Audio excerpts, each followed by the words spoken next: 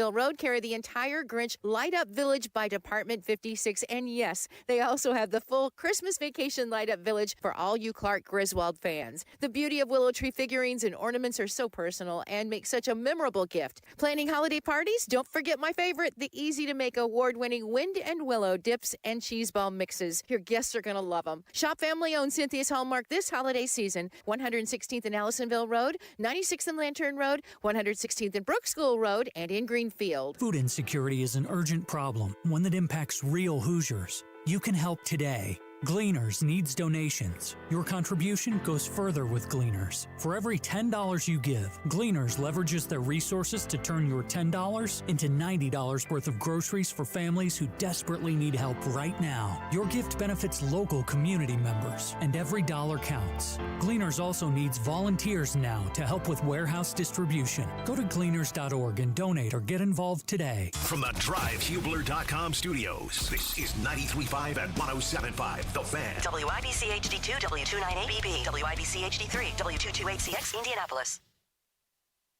For Jonathan Taylor, there he goes again, 50, 40, down the far sideline, he might do it again, 10, 5, touchdown, INDY! The Eastern Conference Championship has been captured by the Indiana Pacers. Alex Pillow wins the 109th Indianapolis 500.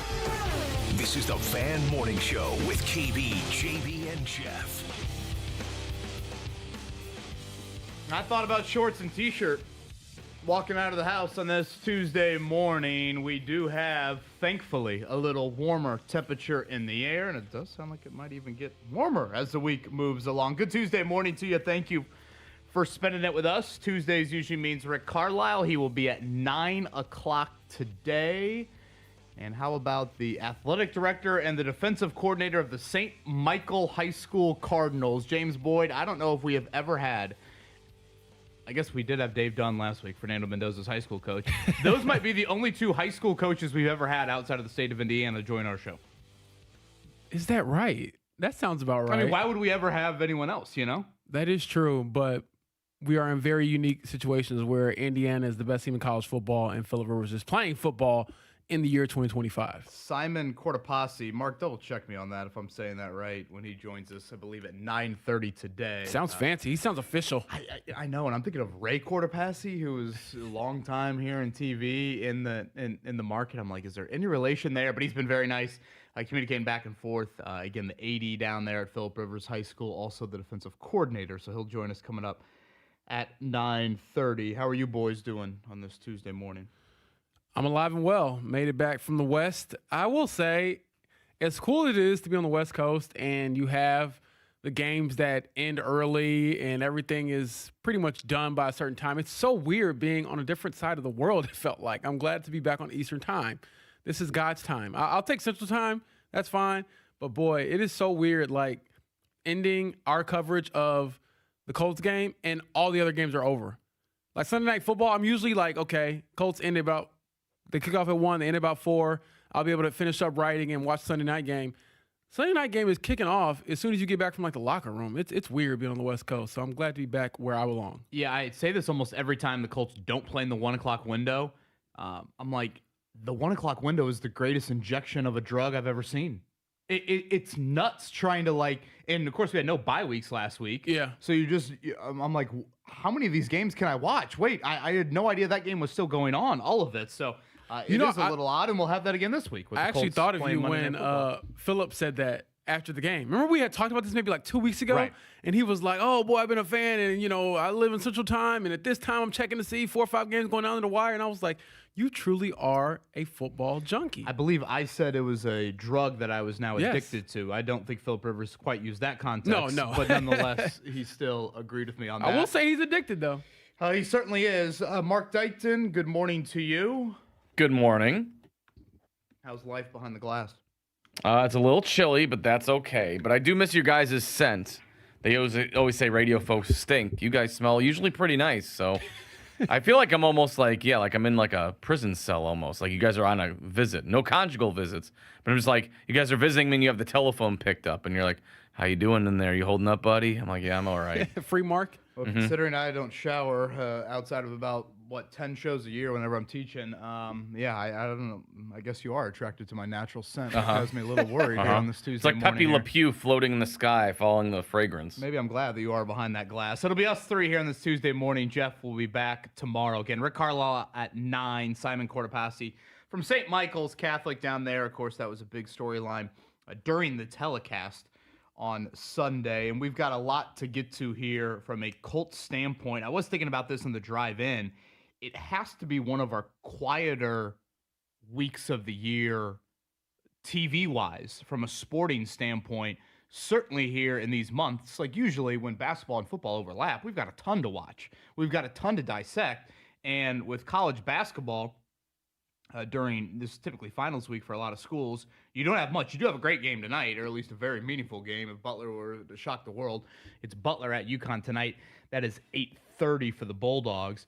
But Indiana doesn't play all week. Purdue doesn't play all week. The NBA has the NBA Cup. That is tonight. You will get Knicks and Spurs in that one, but the Pacers won't be back in action until Thursday. They will actually play the Knicks, so they'll benefit a little bit from New York having this extra NBA Cup game. So, again, Rick Carlisle will join us at 9. NBA Cup game, that title game, that's probably an appointment viewing for you tonight. I think so. I care about it enough to recognize the stars and what's at stake. I will say nothing brings me quite as much joy as when the Pacers were trying to win that first one. Back in the day, it feels like, which was forever ago, but I'll probably tune in for it. Again, that's 8:30 tonight. You had the Spurs pull off the upset over the Thunder over the weekend. Victor Wembanyama back, coming off the bench, which is quite the weapon to bring off the bench there. So, again, the NBA Cup tonight, and you've got Butler and UConn. That is Peacock. Get used to Peacock this week for Butler and Purdue fans. We will have the Indy Classic coming up Saturday over at Gainbridge Fieldhouse. I believe some tickets still available. Credit to Sports Tech HQ. They do great work here in our city, and they've kind of spearheaded the transition of the Crossroads Classic, which obviously used to be Indiana, Purdue, Notre Dame, and Butler, into, really it's been Purdue and Butler every year. So I believe it's 4 o'clock on Saturday. We get started there. Butler and Northwestern over at Gainbridge Fieldhouse, and then Purdue and Auburn to follow. That is a top 25 Auburn team led by Stephen Pearl, no longer Bruce Pearl there. So 4 o'clock and 6:30 coming up this weekend. The Indy Classic over at Gainbridge Fieldhouse. James, what'd you make of Sunday? I know we talked with you yesterday at 7:30 after 24 hours to think about it a little bit more. What were kind of your grand takeaways from certainly one that got away from the Colts? That was about as perfectly executed a game plan as you could hope for. And I was shocked, Kevin, by the negative response towards Shane Steichen after that one. I thought he called a great game, especially for a guy where we've gotten on him for not running the ball, for not doing the things that will give his team the best chance to win. I thought you had to play perfectly, and you were just short of that when it comes to your execution. The big difference in that game, in my opinion, was the Josh Downs deep ball. If him and Phillip Rivers, who, again, that's a chemistry type of throw, talking to Josh after the game and talking to Phillip about it as well, if they connect on that one, get in the end zone again, that to me gives you just more room for error because you didn't have really any against that opponent. I thought Phillip Rivers gave them a chance. I don't think he played great. I don't think he played poorly either. The last play also, the interception, if you go back and watch it, Michael Pittman Jr. slips out of his break. And I just wonder if he's able to get up and get a hand on that ball or try to make a catch if he doesn't slip, come out of it. You know what I mean? Like, I don't know if I'm making too many excuses for the turnover, but overall, I thought it was a valiant effort. Obviously, you don't get anything for that because you're trying to fight for your playoff life right now, but I was pretty encouraged by what I saw, and I do think it was sort of the best case scenario, if that makes sense, where worst case is obviously you lose the game, but best case is you looked competent. And I think your team, like leaving that locker room afterwards, Kevin, I didn't feel that this was a team that felt so deflated after the Jaguars lost. This one felt like, okay, we saw what he can do. We got a shot to go, hopefully win out. Yeah, watching from afar, I got the vibe of we do think there is something with a moral victory.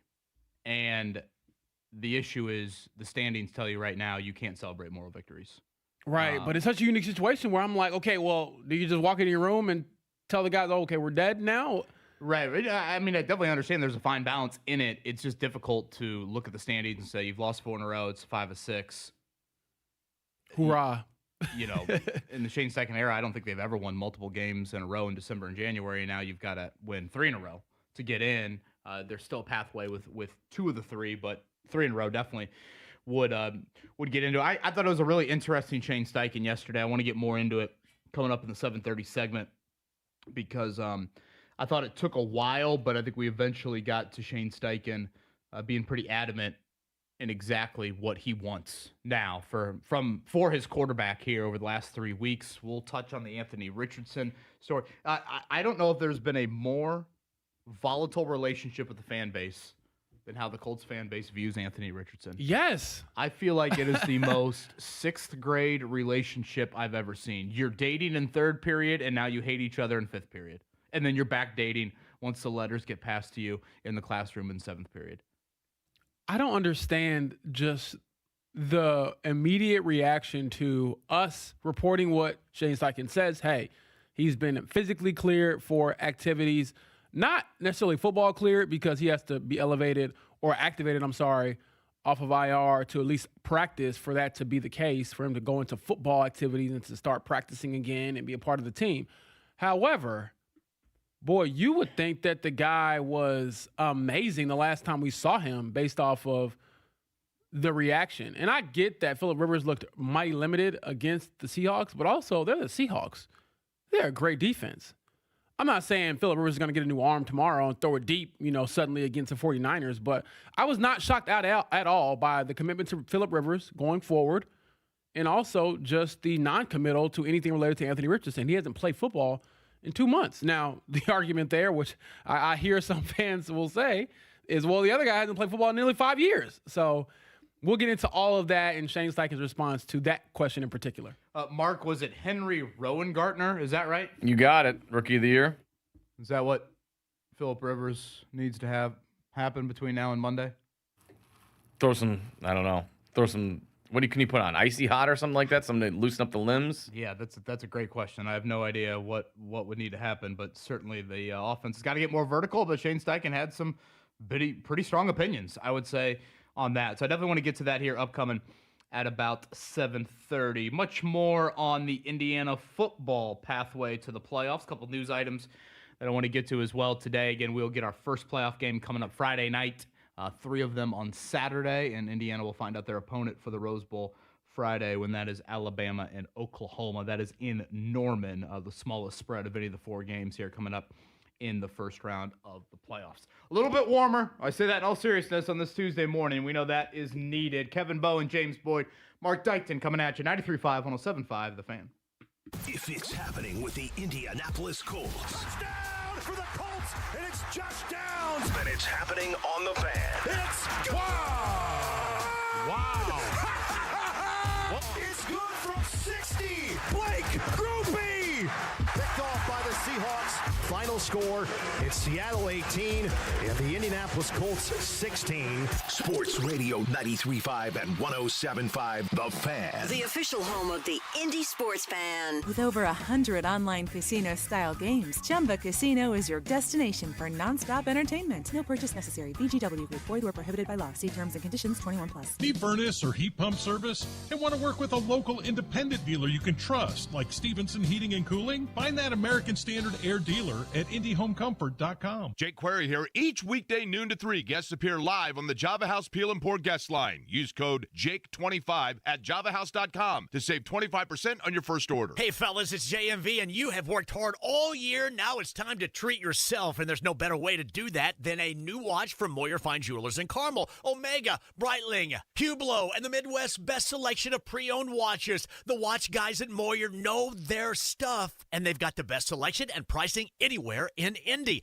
So do yourself a favor. Head to Moyer Fine Jewelers, where Indy goes for the best watches in the game. Moyer Fine Jewelers, just north of 146th Street in Carmel. MoyerFineJewelers.com. JMV here for my friends John and Chris Love at Love Heating and Air Conditioning. Make sure your home is cozy and comfortable during these icy cold winter months. Need heating service? Tell them JMV sent you. If a repair is needed, Love will waive the $95 service fee. And should you need a new furnace, Love is a Heil Heating and Cooling dealer. Call Love today, 317-353-2141. Let Love and Heil take care of your home today, 317-353-2141. Tell them JMV sent you.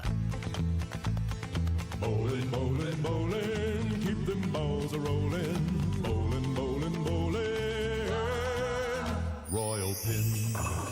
The holidays are rolling in at Royal Pin Entertainment. Celebrate the season your way with cheer-filled holiday parties. From thrilling bowling lanes to action-packed laser tag, there's fun for everyone. And when it's time to refuel, enjoy delicious catering options that'll satisfy any crowd. Need to unwind? The full-service bars are ready to serve.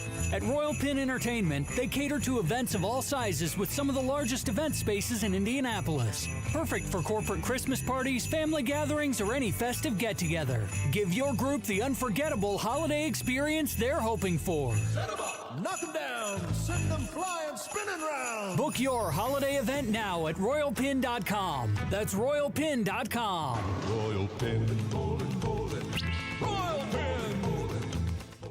Hi, I'm Andy, your friend and jeweler at Shane Company. As a product development manager, I make sure every piece of fine jewelry at Shane Company is meticulously designed for quality. From 14-karat gold chains, pearl necklaces, diamond studs, and of course, dream engagement rings.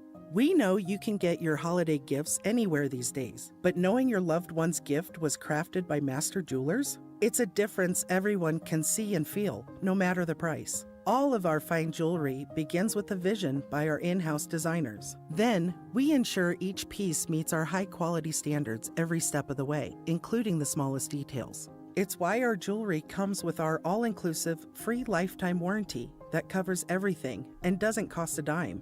At Shane Company, there's no shortcuts, just craftsmanship. Because a friend wants your fine jewelry to be nothing short of perfect. Come see for yourself. Visit us in-store or at shaneco.com. Shane Company, your friend and jeweler. Baseball great Lou Gehrig was known as the Iron Horse for playing 2,130 consecutive games. But it was his reaction to his greatest challenge, the fatal diagnosis of ALS, that made Gehrig a household name and a beacon of strength for all those facing the disease. The Live Like Lou Foundation honors Lou's legacy and inspires hope for a world where ALS is no longer fatal.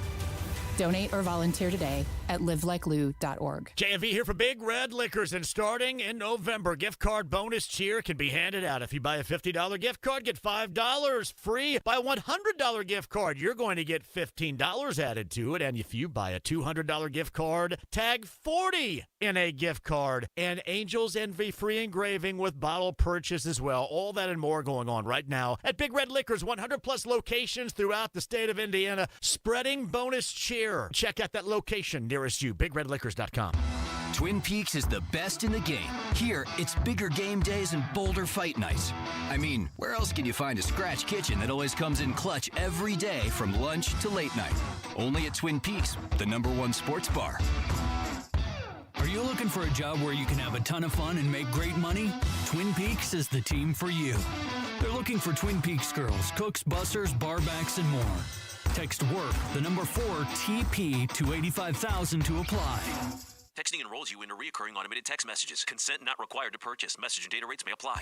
Man, I love seeing the old gang at these reunions. Did you see Brian? He's in better shape than he was 25 years ago. How is that even possible? Yep, I ran into him a few weeks ago and had to ask. He told me he started taking Nugenix Total T2. The testosterone booster? Yeah, but it's way more than that now. It also skyrockets your nitric oxide in as little as 3 hours. I started taking it right away and I'm already seeing results. I was wondering what you were doing. You seriously crushed me in that pickup game last week. Yep, after 40, energy, strength, drive, it all starts going downhill. But with T2, I feel like my old self again. Stronger, leaner, and my energy is way up. My wife even noticed a difference. They're giving out complimentary bottles right now. Just send them a text. Text CAR to 321-321 for your complimentary bottle of new Nugenix Total T2. Text now and you'll also get a free bottle of Nugenix Thermo X, our most powerful fat incinerator. That's CAR to 321-321. These statements have not been evaluated by the FDA. Product not intended to diagnose, treat, cure, or prevent any disease.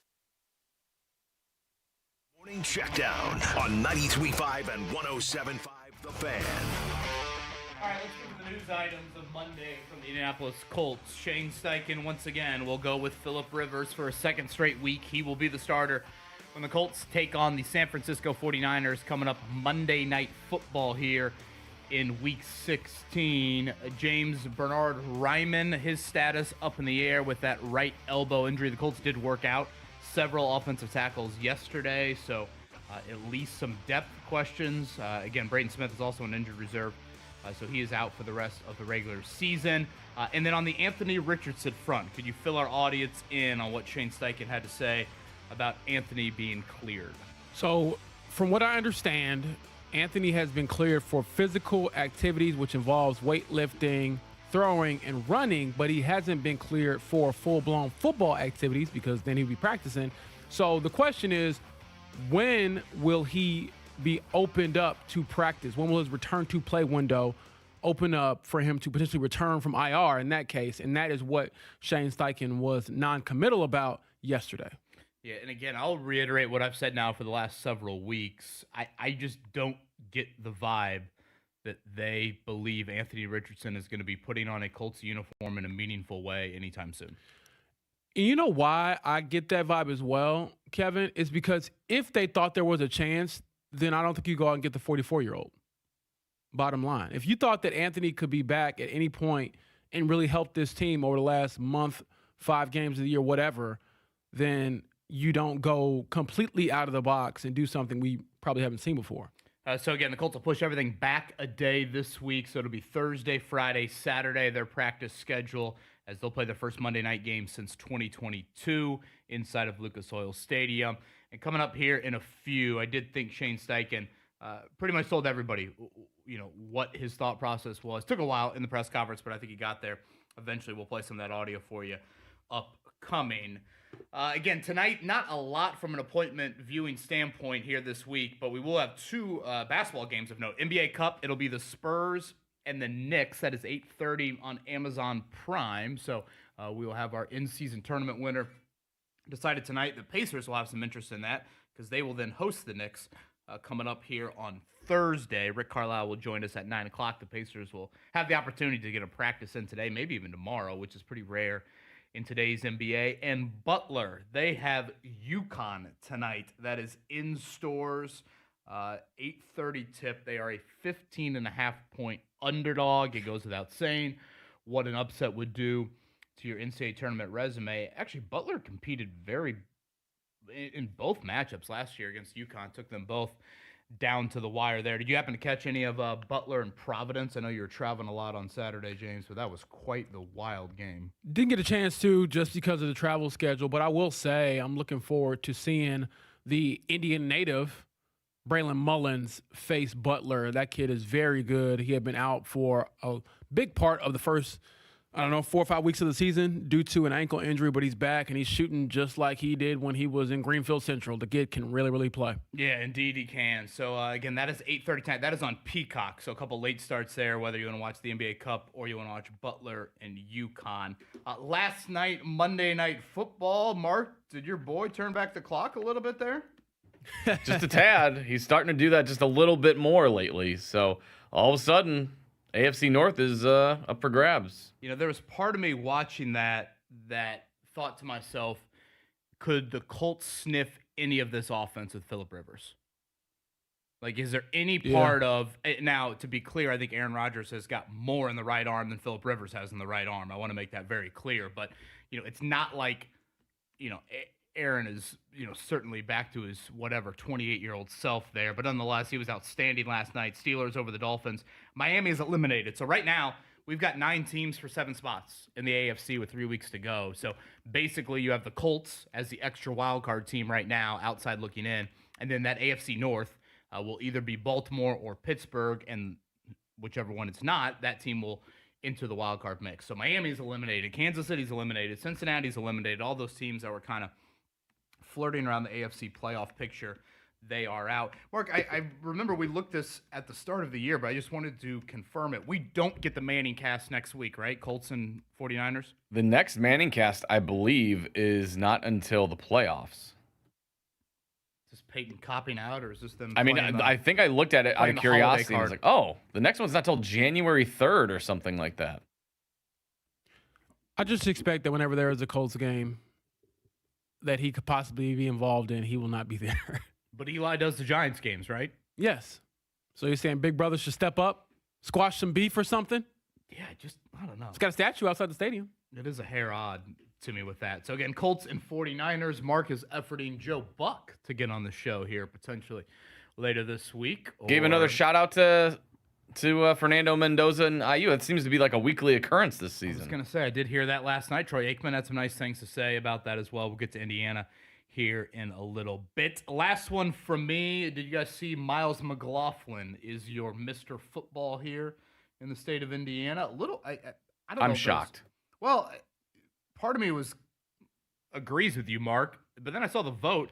He got 64% of the vote. Wouldn't you have guessed he would have gotten more than that? No, I'm actually not surprised by that, Kevin, because there are a lot of people who are going to say, well, there's players that played 6A football that probably would do the same thing if they were in his shoes. And I'm not saying that they would, but that is a lot of the conversation I always heard when I was covering high school sports is, okay, he's 3A. What does he do in 6A? That's not really the same level, but bottom line is the kid broke a bunch of records, was a class act throughout, and had the entire country watching. He had Derrick Henry watching to see if he would break his record for the national rushing leader. So credit to that kid for making the season pretty fun and memorable. Every week we were betting the over-under. Not really, but looking at the over-under on his yardage, and it was always nuts. Speak for yourself, James. The man rushed for 4,846 rushing yards this season. That is a national record, and he only gets 64% of the vote. If it was that easy, then why doesn't this happen on an annual basis around the nation? Sounds like the Baseball Writers of America. We can't let this guy in. I'm like, what in the world here? He also had Kevin. I think you underestimate people who seriously take those levels to a big extent. I understand where you're coming from, and sadly, you're not wrong. But like, damn, what else do you want? I agree. The guy had 8 interceptions this past season. Do it against Brownsburg in the MIC. Or whatever. That's what they'd say. Step it up, brother. Runner up there. Is Brownsburg even in the MIC? Purdue. I think they're the Hoosier Crossroads, right? Jeremy Finch, 3rd. Casimir Hicks off to Indiana, 4th. Again, Miles McLaughlin to Murray State. That's the Coaches Association that votes for that, right, James? I believe so. It's not a media vote per se there, so I believe that's the Mr. Football there. Cobb up a really nice piece on the Star about Miles McLaughlin and winning that award. All right, coming up on the other side, much more from Shane Steichen and exactly why he believes there's more to this offense with Phillip Rivers and where things stand for Anthony Richardson with 3 weeks to go here in the regular season. It is the Fan Morning Show here, 93.5, 107.5, The Fan.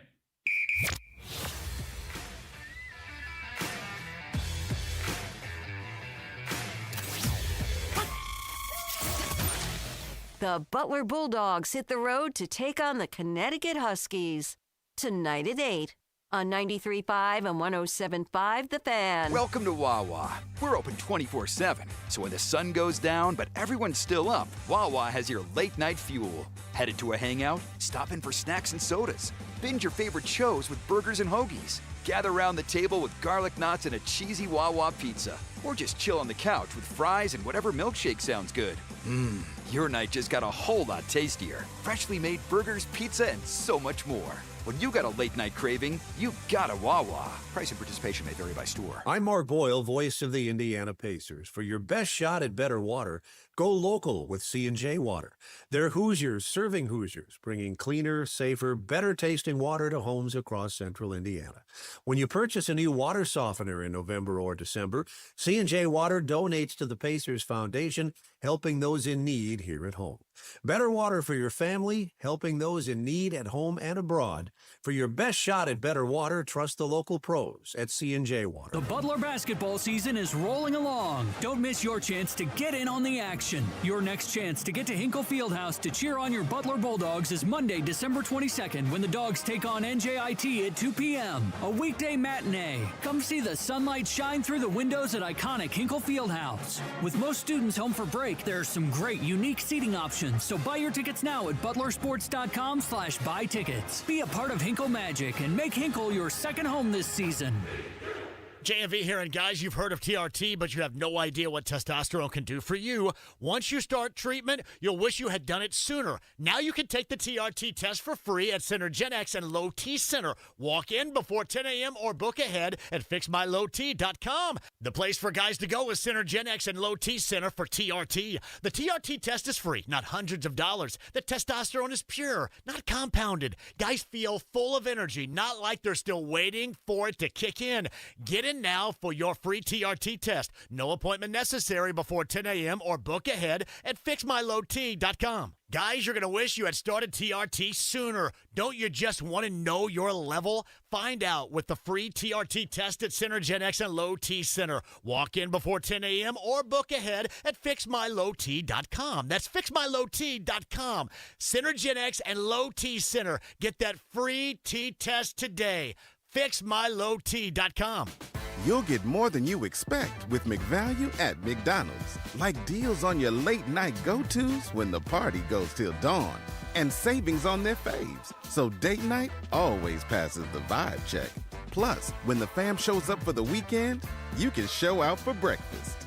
Enjoy a $3 sausage McMuffin with egg or egg McMuffin and pair it with a $1.49 any size Coke. Price and participation may vary, cannot be combined with any other offer.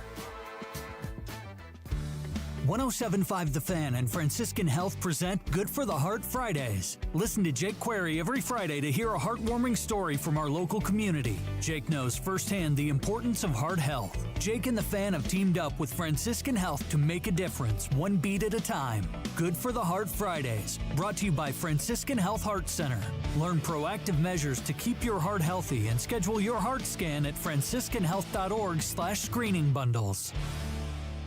Dan owed an unbelievable amount of money to the IRS. I got behind on my taxes. It's a horrible feeling. He was in denial. And when I got those letters from the IRS, you wanted to act like they didn't exist. Finally, Dan turned to Optima Tax Relief, the leading tax resolution firm. A-plus rated by the Better Business Bureau, they've resolved over $1 billion for their clients. Optima got me a settlement with the IRS. These people are really people-friendly. It was every bit of a new lease on life for me. The fast action and the great results made Dan's head spin. I felt like I was in a dream, but it's real, and I have paperwork to prove it. They got the job done, and life is good. For tax help you can trust, call Optima now for a free consultation. If you're worried about what's going to happen with the IRS, stop worrying. Make the call now. Call 800-354-2840. 800-354-2840. 800-354-2840. Optima Tax Relief. Testimonial from an actual client. Some restrictions apply. For complete details, please visit OptimaTaxRelief.com. With Wawa's Rewards program, you can rack up points on the items you buy every day, even fuel. Boost your totals with a breakfast sizzly. Score points with your morning coffee. With Wawa Rewards, points put the power in your hands. You can choose to redeem them for what you love most, like an iced latte for an extra pick-me-up or your lunchtime hoagie. Download the Wawa app today. When you gotta get rewarded, you gotta Wawa. Fuel rewards not available in New Jersey or were legally prohibited. See full details at wawarewards.com. Price and participation may vary by store. Whether you're building a single roof or a successful roofing business, roofing contractors like you need the right tools for the job, and software is no exception. Service Titan is on a mission to be the most powerful software platform for the trades, with purpose-built technology proven to maximize revenue, streamline operations, and deliver 5-star customer experiences. We are taking roofing companies like yours to the next level and beyond. Service Titan. We are built for this. See what we can do for roofers at servicetitan.com. Individuals and businesses with tax problems, listen carefully. If you owe over $10,000 in back taxes or have unfiled tax returns, U.S. Tax Shield can help you take back control. The IRS can seize your bank accounts, garnish your paycheck, close your business, and file criminal charges. Our team of tax attorneys can stop collections and get you protected. U.S. Tax Shield offers a price protection guaranteed quote to get you protected today. U.S. Tax Shield is A+ rated with the BBB, so call 800-494-6139. U.S. Tax Shield, 800-494-6139.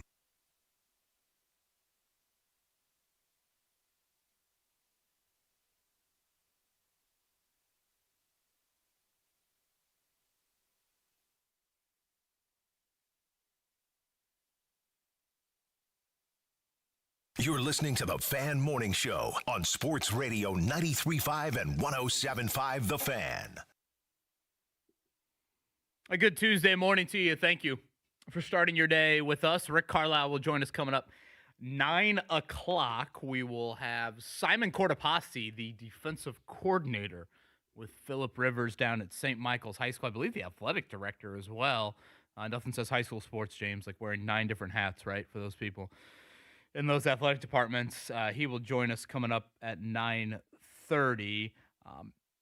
Obviously, a lot yesterday centered around Shane Steichen's comments. Again, Phillip Rivers will indeed be the starter coming up here on Monday night, and we'll get more into Anthony Richardson and what exactly it means for him to be cleared from that eye injury. He has not practiced in over 2 months. James, I thought the most telling thing from Steichen all day yesterday, and I wasn't that surprised by it, but I think at times we don't necessarily hear Steichen offer the direct quote that backs up maybe like my level of surprise or my level of how I really think he feels. He obviously got peppered with a ton of quarterback-related questions. I mean, what would you say, 10, 15 quarterback-related questions, something along those lines? Yeah, if we're doing a split of percentage, probably 90% of the questions. Yeah, so a ton of quarterback questions. And finally at the end, in the midst of answering the question, it almost felt like to me he was a little tired of them all. And it wasn't like he was yelling or mad or fed up. It actually was one of his longer answers that he gave. But in the middle of the answer, he said something to the effect of, in regards to Rivers, he goes, "We didn't bring him here to sit on the bench. I'll say that." And in Shane Steichen lingo, James, he rarely is that demonstrative, if that's the right word, with a quote. I was really struck by that quote of, if you listen to the first whatever, he spoke to us for, let's call it 10 minutes. If you listen to the first like 7 or 8 minutes, yeah, he backs Rivers and he says he's going to be the starter and he explains why he thinks there's a little bit more to the offense. But like, for all those out there that were curious, could Leonard get a shot? Is Anthony Richardson going to get a shot? I thought that was just the money quote from Steichen. Agree, disagree, whatever you want to feel about it. In Shane Steichen's eyes, this is Phillip Rivers' football team right now. Absolutely. I got that same reaction sitting in the airport. Actually, I was taking that Zoom call in Chicago. And to add to that conversation a bit more, I think hearing him talk about Anthony and trying to explain the difference between Anthony being off for months at a time versus Phillip being off for years at a time was also kind of interesting, because he didn't really answer that question.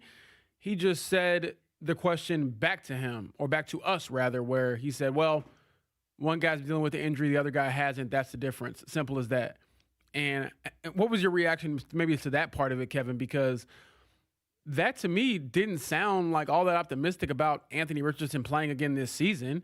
And I get the question. The premise of the question is great. How can one guy who, yeah, he knows your offense, but he isn't in the building or hasn't been around the team for years, be a better option than the other guy who apparently is getting close to being physically cleared to play football again, and he has been around your team. He is a member of your team currently. So that part of it, Kevin, was a bit interesting to me for sure. Yeah, and this is where I raise my hand when we get into these sorts of chats, James, and I'm like, what the hell do I know about medical stuff? Yeah.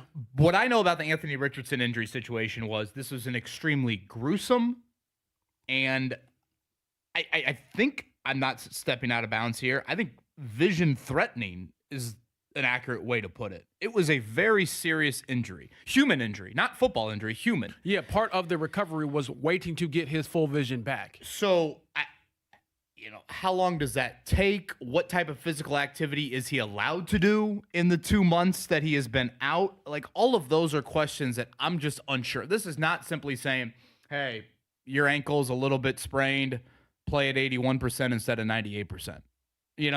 That is different.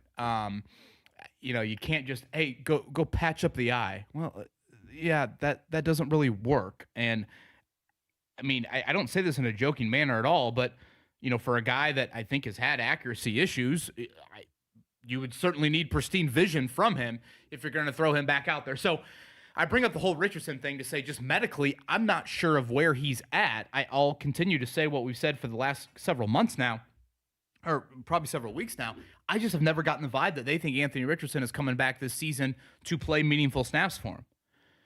Maybe he becomes the backup for whatever, week 17 or 18, but still, even then, I'm trying to play this out in my head. Like, if he's cleared to practice on Thursday, typically, if a guy has missed multiple months, you would need at least 2 weeks of practice to get back to, being available for that team in a game. DeForest Buckner, for example, let's just use him. And again, I know all injuries aren't the same. Buckner's missed a month plus, and the thought is he practiced last week limited, didn't play in the game, but I think there is some optimism he could play on Monday. So, okay, Richardson's missed longer. Again, a neck and an eye aren't the same injuries, but, could Richardson be behind Phillip Rivers for whatever, week 17 against Jacksonville? Maybe, but again, I'm not even sitting here holding my breath necessarily for that. So, that's where I think it just gets into the difficult situation of, in a athletic feat, who do I think is, more available? Yeah, I mean, I would assume Anthony Richardson, but still, I have no idea where he's at just from a rehab standpoint. And we can agree with that, and that's fine. But at the end of the day, this is Shane Steichen's call. And Shane Steichen, this ship will be steered by Phillip Rivers. That I am full belief. I mean, maybe it goes disastrous. I think there was a thought in Steichen's mind, if it gets real ugly in Seattle, like early, if it would have gotten 2-3 score ugly, and you would have needed to drop back for 30 times, then you probably would have gone with Leonard. Yeah. Like, you weren't going to expose Rivers in his first start. Now that they've gotten through that, now that Phillip Rivers apparently felt fine after the game, I think it's even more in Shane Steichen's eyes that it's going to be Phillip Rivers. Like, there were no seeds of doubt, in my opinion, in how Steichen viewed Rivers on Sunday. I've got some doubt. But you hear Steichen talk yesterday, and we'll have Mark play some of this audio. He thinks there's more there to the game plan. He thinks there's more there vertically down the field. And he was he was bullish on that, was he not? Yeah, he was bullish all last week about the guy's physical ability, and that, to me, is probably the biggest question with him coming out of retirement. This isn't like, an old guy coming back who can still sling it like Joe Flacco. We never question his arm talent or ability to push the ball down the field. But my only pushback to the conversation right now with Phillip Rivers starting, which, again, isn't surprising to me, considering that he was brought in to play. And as Shane Steichen said, he ain't riding the bench to come here and do that. But if they're mathematically eliminated from the playoffs, let's say, I don't know, after a loss next week, does that change who starts? Yeah, that is a great question. Correct me if I'm wrong, James, because you guys crunch the numbers much better than I. I don't believe they can be eliminated even with a loss on Monday. I don't think so either. I think according to like the athletic playoff predictor model that we use, you still would have a sliver of hope, because it basically comes down to, can you win your last two? And that should, in all theory, likelihood, if you win the last two, you have a serious chance of getting in still. You're going to need help, but yes. I think you create, you're right around a coin flip opportunity. But that to me is, and that's also like an interesting wrinkle in all of this, is because if you were, in theory, had a chance to physically or mathematically rather, not make it into the playoffs, are you still starting this guy at 44 years old? Yeah, it's a good question. I don't think that question becomes relevant, though, until at least week 18.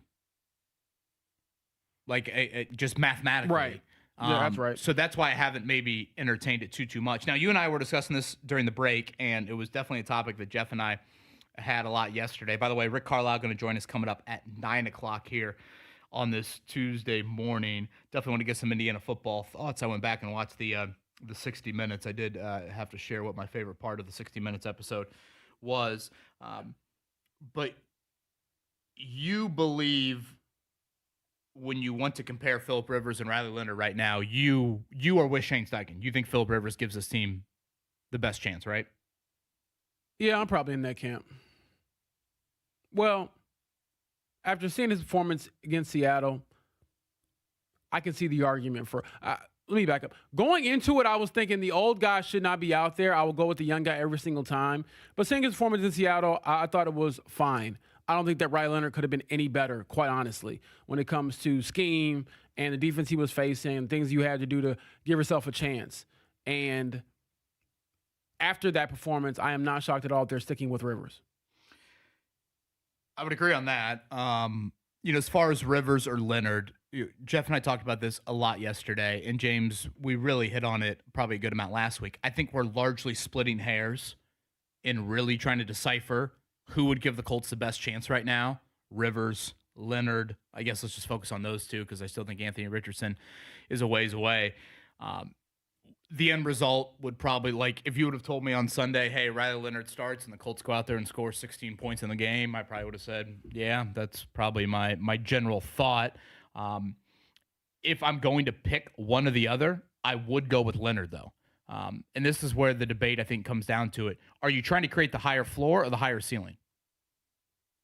Rivers is the higher floor, right? And I think that's the point for them. So that means everything else has got to be perfect. And everything was just about perfect for you. And you still lost. Yeah. And I go back to Riley Leonard against Jacksonville. What happened when Riley Leonard came into the game against Jacksonville? Jonathan Taylor fumbled. The defense was having its worst day of the season. And Riley Leonard still produced multiple scoring drives. Now, he's facing the easier defense, I think it's fair to say. Not that Jacksonville is a joke of a defense, but Seattle's probably at a different level. But that's Riley Leonard also doing it without any practice reps all week long. So I don't, again, we're probably splitting hairs. And this comes from someone that is a big-time Leonard skeptic. I know everyone out there, hey, this is the Notre Dame fan talking about Leonard. I mean, you know full well, James, I have never been the biggest Riley Leonard guy by any means. But do I think he could offer a little bit more in the run game? Maybe he's not getting you in the right run play as much as Rivers is, but there's no run threat whatsoever with Rivers. The dual threat ability with Leonard would be a little bit more there. Jonathan Taylor had nothing in the big play run department on Sunday. It was a grind to get Jonathan Taylor moving. I mean, he had 80 yards on 25 carries? And then defensively, you can't even compare the two efforts. I mean, those are probably the two worst and best efforts of the season for the Colts defensively. Leonard got the worst and Rivers got the best. That's true. But I also wonder, when you're looking at the performance of Phillip Rivers, do you look at this and say, well, the Seahawks had to give up a touchdown in 2 weeks, and you finally got one? And that's where I'm at with, okay, they didn't score a lot. The offense looked limited. It looked limited for other teams as well because the Seahawks are that good defensively. So I don't necessarily, again, want to give you some moral victory because, trust me, it is a loss. And it felt like, it was so weird covering that game because it felt like a win in some aspects because the old guy came back and gave you a chance, and he's up there, being emotional about being back with the boys, and we know how much he loves the game, but also he's telling us we got 21 days to stay alive. So it is an interesting conversation for sure, and I would love to be on the fly on the wall when it comes to what Riley Leonard is telling anybody in his life right now about the opportunity he thought he had that was taken because of the mentor he has, which is such a unique situation to be in. And that, to me, is ultimately what we will remember this whole moment by, is just the uniqueness of the situation. You don't call that guy if he's not best friends with Shane Steichen, if he doesn't know the entire offense without having been in the building, if he isn't a potential Hall of Famer, all of the above. But I understand the frustration on both sides. And, again, if you told me, hey, we're going to roll with Riley Leonard on Monday night against the 49ers, I wouldn't hate the idea, get an extra day to prep. But they're confident, or at least Shane is, in Phillip, and he's going to be the guy, which I'm not surprised by whatsoever. Shane was pretty bullish. And Mark, could you play that audio that we were talking about during the break? This was Shane Steichen yesterday, and he hit on this several different times, trying to speak to the game plan that Rivers was asked to execute versus Seattle versus what he might be asked to execute moving forward. Yeah, I think each game plan will be different, and that was the game plan going into it for that game. So obviously we're going, this week's a new challenge, new opportunity for us, and obviously the game plan, will switch on how we have to try and win this football game. What will be different, James? What can be different? Because he was adamant yesterday. I'm not so sure because a guy like Alec Pierce, I believe he got 2 targets.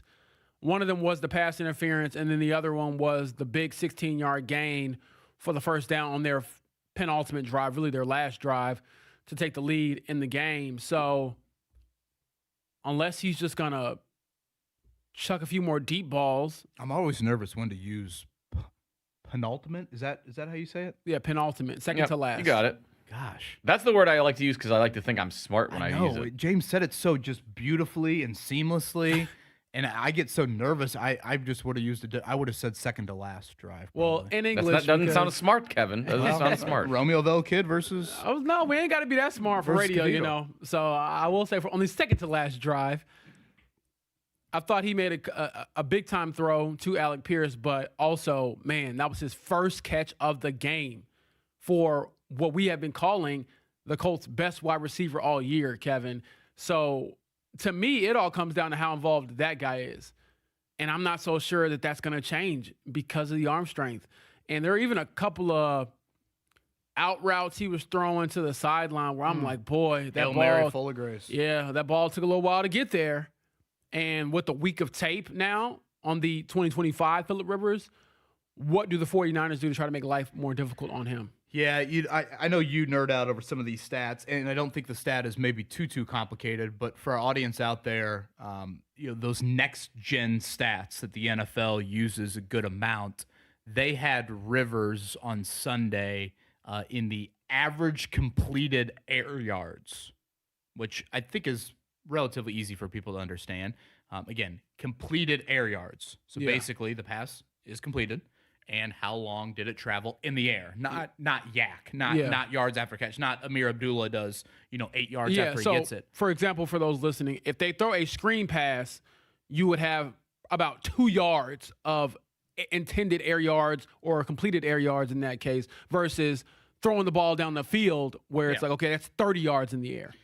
His average completed air yards on Sunday was 0.9.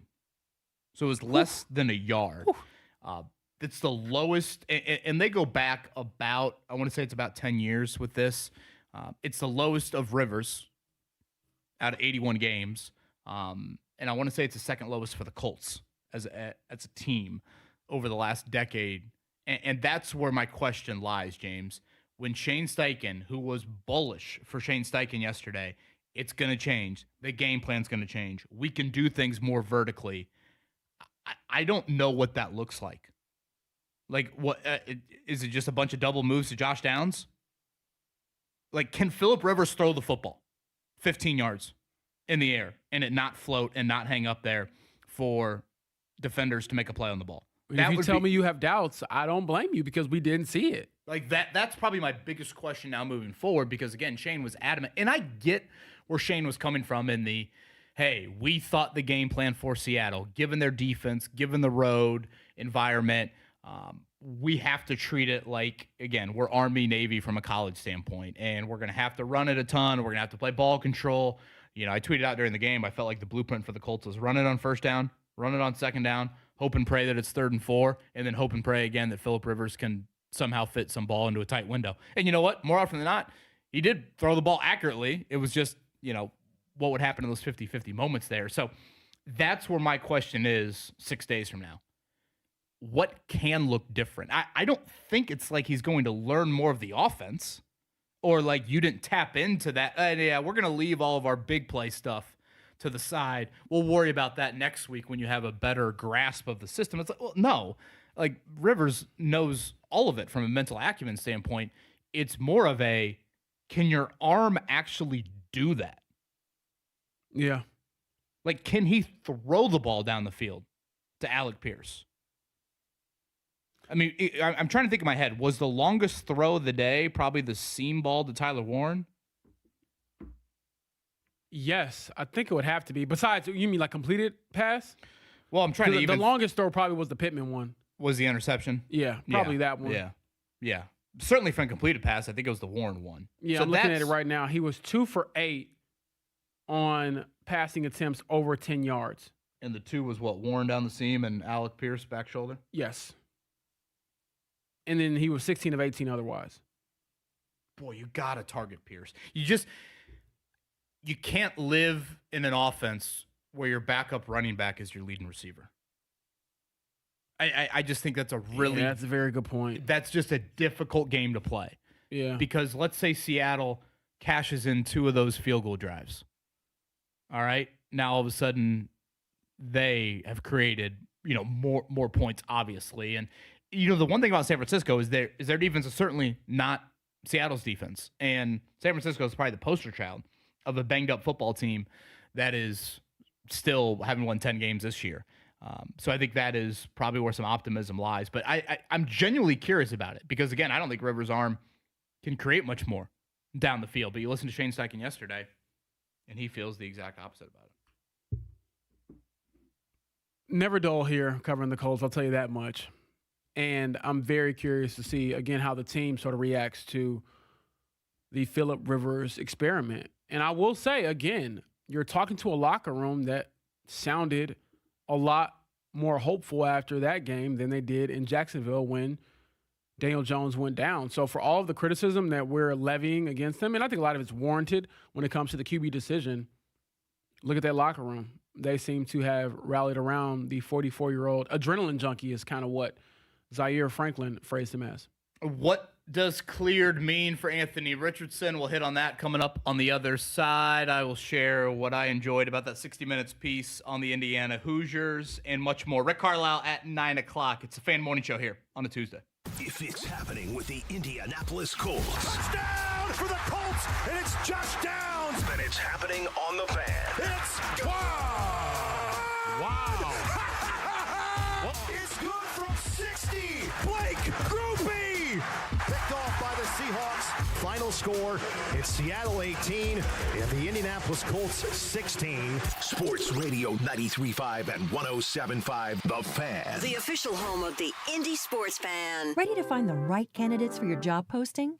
Indeed's Sponsor Jobs helps you connect with talent that actually matches what you're looking for.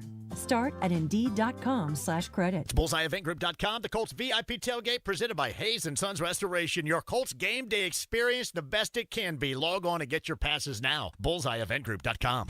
Do you spend half your day walking or standing while working? If you have foot, knee, or low back pain, the Good Feet store wants to help you like we helped Tony. Pain that I experience the most is foot pain from being on my feet all day. You're having to kind of talk to yourself through the whole shift, like, I got this, I can do this. Before, I felt defeated, and now it's like, all right, let's go. I'm ready. A whole new life, like sunshine coming on. And here's Dennis. Working at an amusement park, it's always on your feet. I just couldn't take it. I just couldn't believe that putting these arch supports in made that much of a difference that quickly. Good Feet just took that pain away, and I could do my job, and I could take care of my family. I know what my tomorrow is going to be. It's going to be positive, and it's going to be pain-free. You deserve a better life, too. Stop into the Good Feet store today. We're located in Castleton by the Fashion Mall or in Greenwood, just off the 65. Thanks to the Good Feet store. Thanks to the Good Feet store.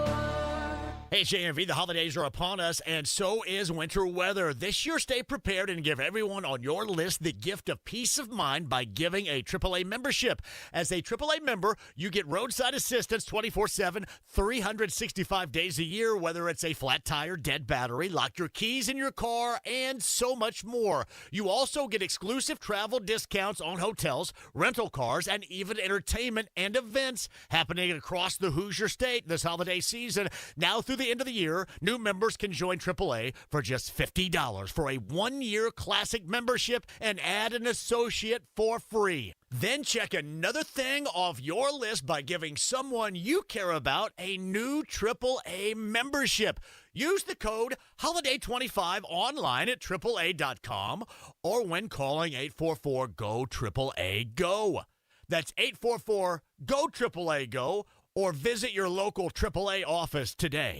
It's Glitz and Glamour at Four Winds South Bend's Ribbontown Event Center, a New Year's Eve party to remember. Enjoy live entertainment featuring Naughty, party favors, appetizers, and a cash bar. Get tickets now at Ticketmaster.com. Hey, it's Jake Query. I've been talking a lot about winning football in Indy lately, but how about winning lunch? You could lose lunch with an overpriced sandwich meal or average greasy fast food, but why would you want to do that? It's so easy to win with lunch with Chicago's Pizza. Right now, the Chicago's Pizza team is prepping fresh ingredients and freshly made crust ready to bake right before you arrive. You can get deep dish pizza, traditional pizza. You can choose thin or crispy crust. All amazing. And you can add a large healthy salad with homemade ranch dressing from the salad bar, hot fresh made breadsticks with marinara or cheese sauce, a fountain drink and dessert pizza. And you have a winning lunch right there at a great price. It's fresh and delicious, all for just $13 all in. This is a no-brainer deal. Get in, get great food, and get out fast. It's Chicago's Pizza all in $13 lunch buffet. Get it weekdays from 11 a.m. to 1:30 p.m. at 18 Indiana area locations, 25 statewide. Find the closest location near you at chicagospizza.com. Be a winner at lunch at Chicago's. Texting enrolls you into recurring automated text messages. Consent not required to purchase. Message and data rates may apply.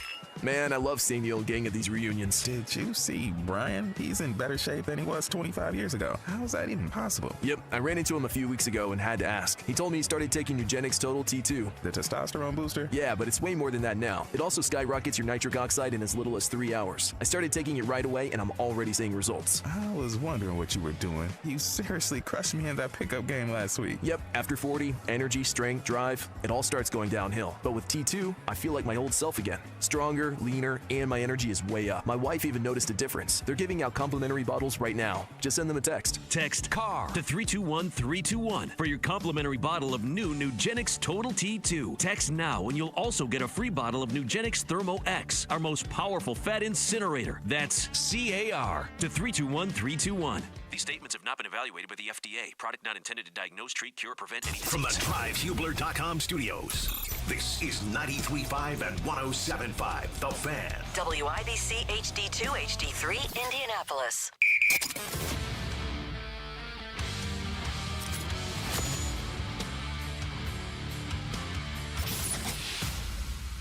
Soccer Saturday featuring Indy 11. If this is your football, this is your show. Saturday at 9 on The Fan.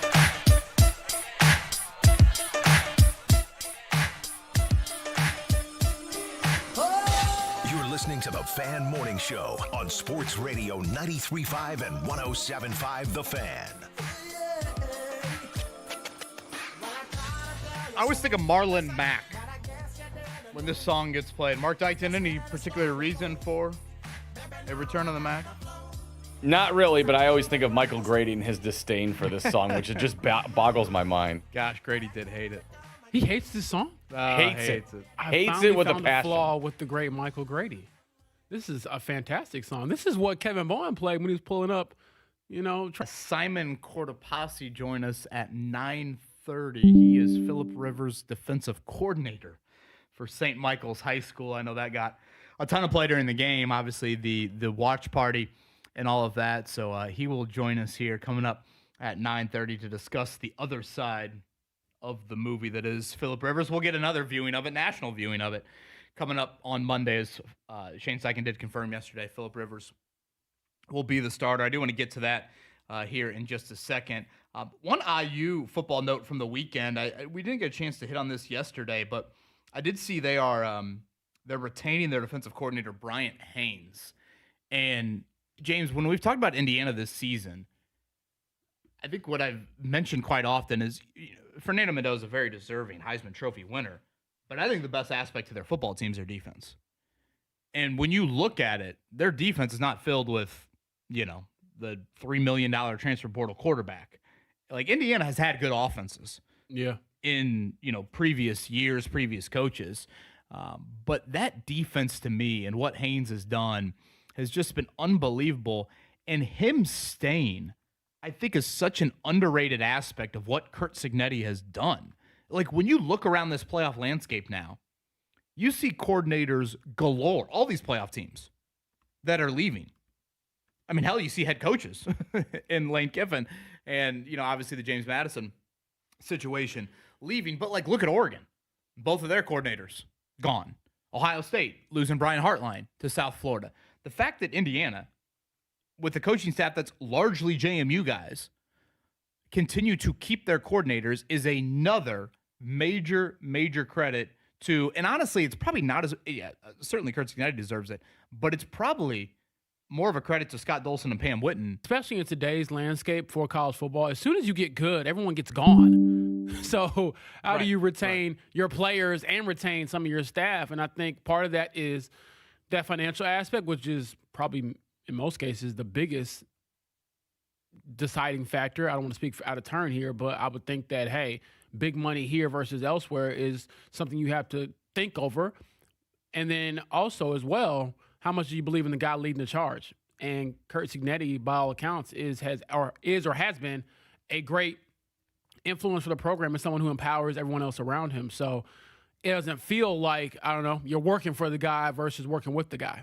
Yeah, and again, that might not be the most sexy headline of Indiana here over the last few weeks, certainly with the Heisman Trophy and their pending playoff run, but I think that's just a really, really key element. And again, when you get these stories of the out-of-nowhere program that reaches this national stage, inevitably the coordinators leave. Mm-hmm. And, I get they had one go to UCLA last year, but offensively it just doesn't matter as much with Cignetti's presence on that side of the ball. So for them to bring back Brian Haynes, big win there for the Hoosiers. In the game situation, a little bit of debate yesterday from some callers about the Colts deciding to kick the 60-yarder and not go for the 4th and 3 there. I think the thought from some people is you go for, first off, the 60-yarder is a long shot. You go for the 4th and 3. If you get the 4th and 3, then you can milk the rest of the clock. Obviously, you still have to make a kick, but it'll be a little bit of a shorter kick theoretically, and you don't give Seattle a chance to get the ball back. Did you have any issue, debate? Did that come up at all in the post-game stuff? Not for me, because it worked. And you were looking for your defense, which played great, I thought, for most of the day, to have one more stop in them. But your 44-year-old quarterback gets you across the 50 with a great back shoulder throw to Alec Pierce. You get a couple more yards from a JT run and a Tyler Warren catch. And Blake Grupe, who, again, the criticism for him is not really the distance, it's the accuracy on some of the shorter kicks. He boots a franchise record field goal, and you have perfect execution. So I didn't look at it like they played scared or they didn't go for it, because the same people saying they should have just went for it are assuming that they would have got it. If they don't get it and you lose without even having a chance to kick it, then you're saying, well, why did you bring Blake Grupe in? Because he's a long-distance field goal kicker and you didn't give him a chance. So I can see both sides of it. I just think ultimately the return is what really hurt him, Kevin. The return. Because you got to squib that down the middle. Yeah, having the ability to kind of get it out there a little bit more. And I get that it might have, only been a couple yards or whatever versus like a touchback, but still, you got to be able to contain a lot better, I think, on that final drive. And it starts with that play, which led to the other ones, obviously. I also think squibbing it down the middle, it strains a little bit more of that kickoff return unit in being really sound fundamentally. I felt like on Sunday, we saw this from Seattle, and we've seen it quite often this season. I feel like we're seeing a lot of penalties, holds, blocks in the back, like those sorts of things. I think when you squib it down the middle, you force that 11 to really, have to strain a bit here, because that returner theoretically can go left or right. And as soon as they start going that way and the kick coverage unit starts to, run That's a good point. in that direction, I think you also bring in penalties. And one penalty there more or less ends the game. If they've got to start from their own 10 or their own 15. Yeah, absolutely. I mean, the game's pretty much over. Now, granted, every time I say that, it's like, have you seen the Colts defense finish games over the years? There's probably a good chance that was frustrating too. And I understand a lot of people saying like, wow, it felt like deja vu, where you're playing off, they get a couple crossers in there, they get a couple first downs, and there's your game after playing so well throughout it. So I have to go back and look at it. I haven't had a chance to really rewatch most of that game. So I get some shutout on the plane over, on the flight over How dare yesterday.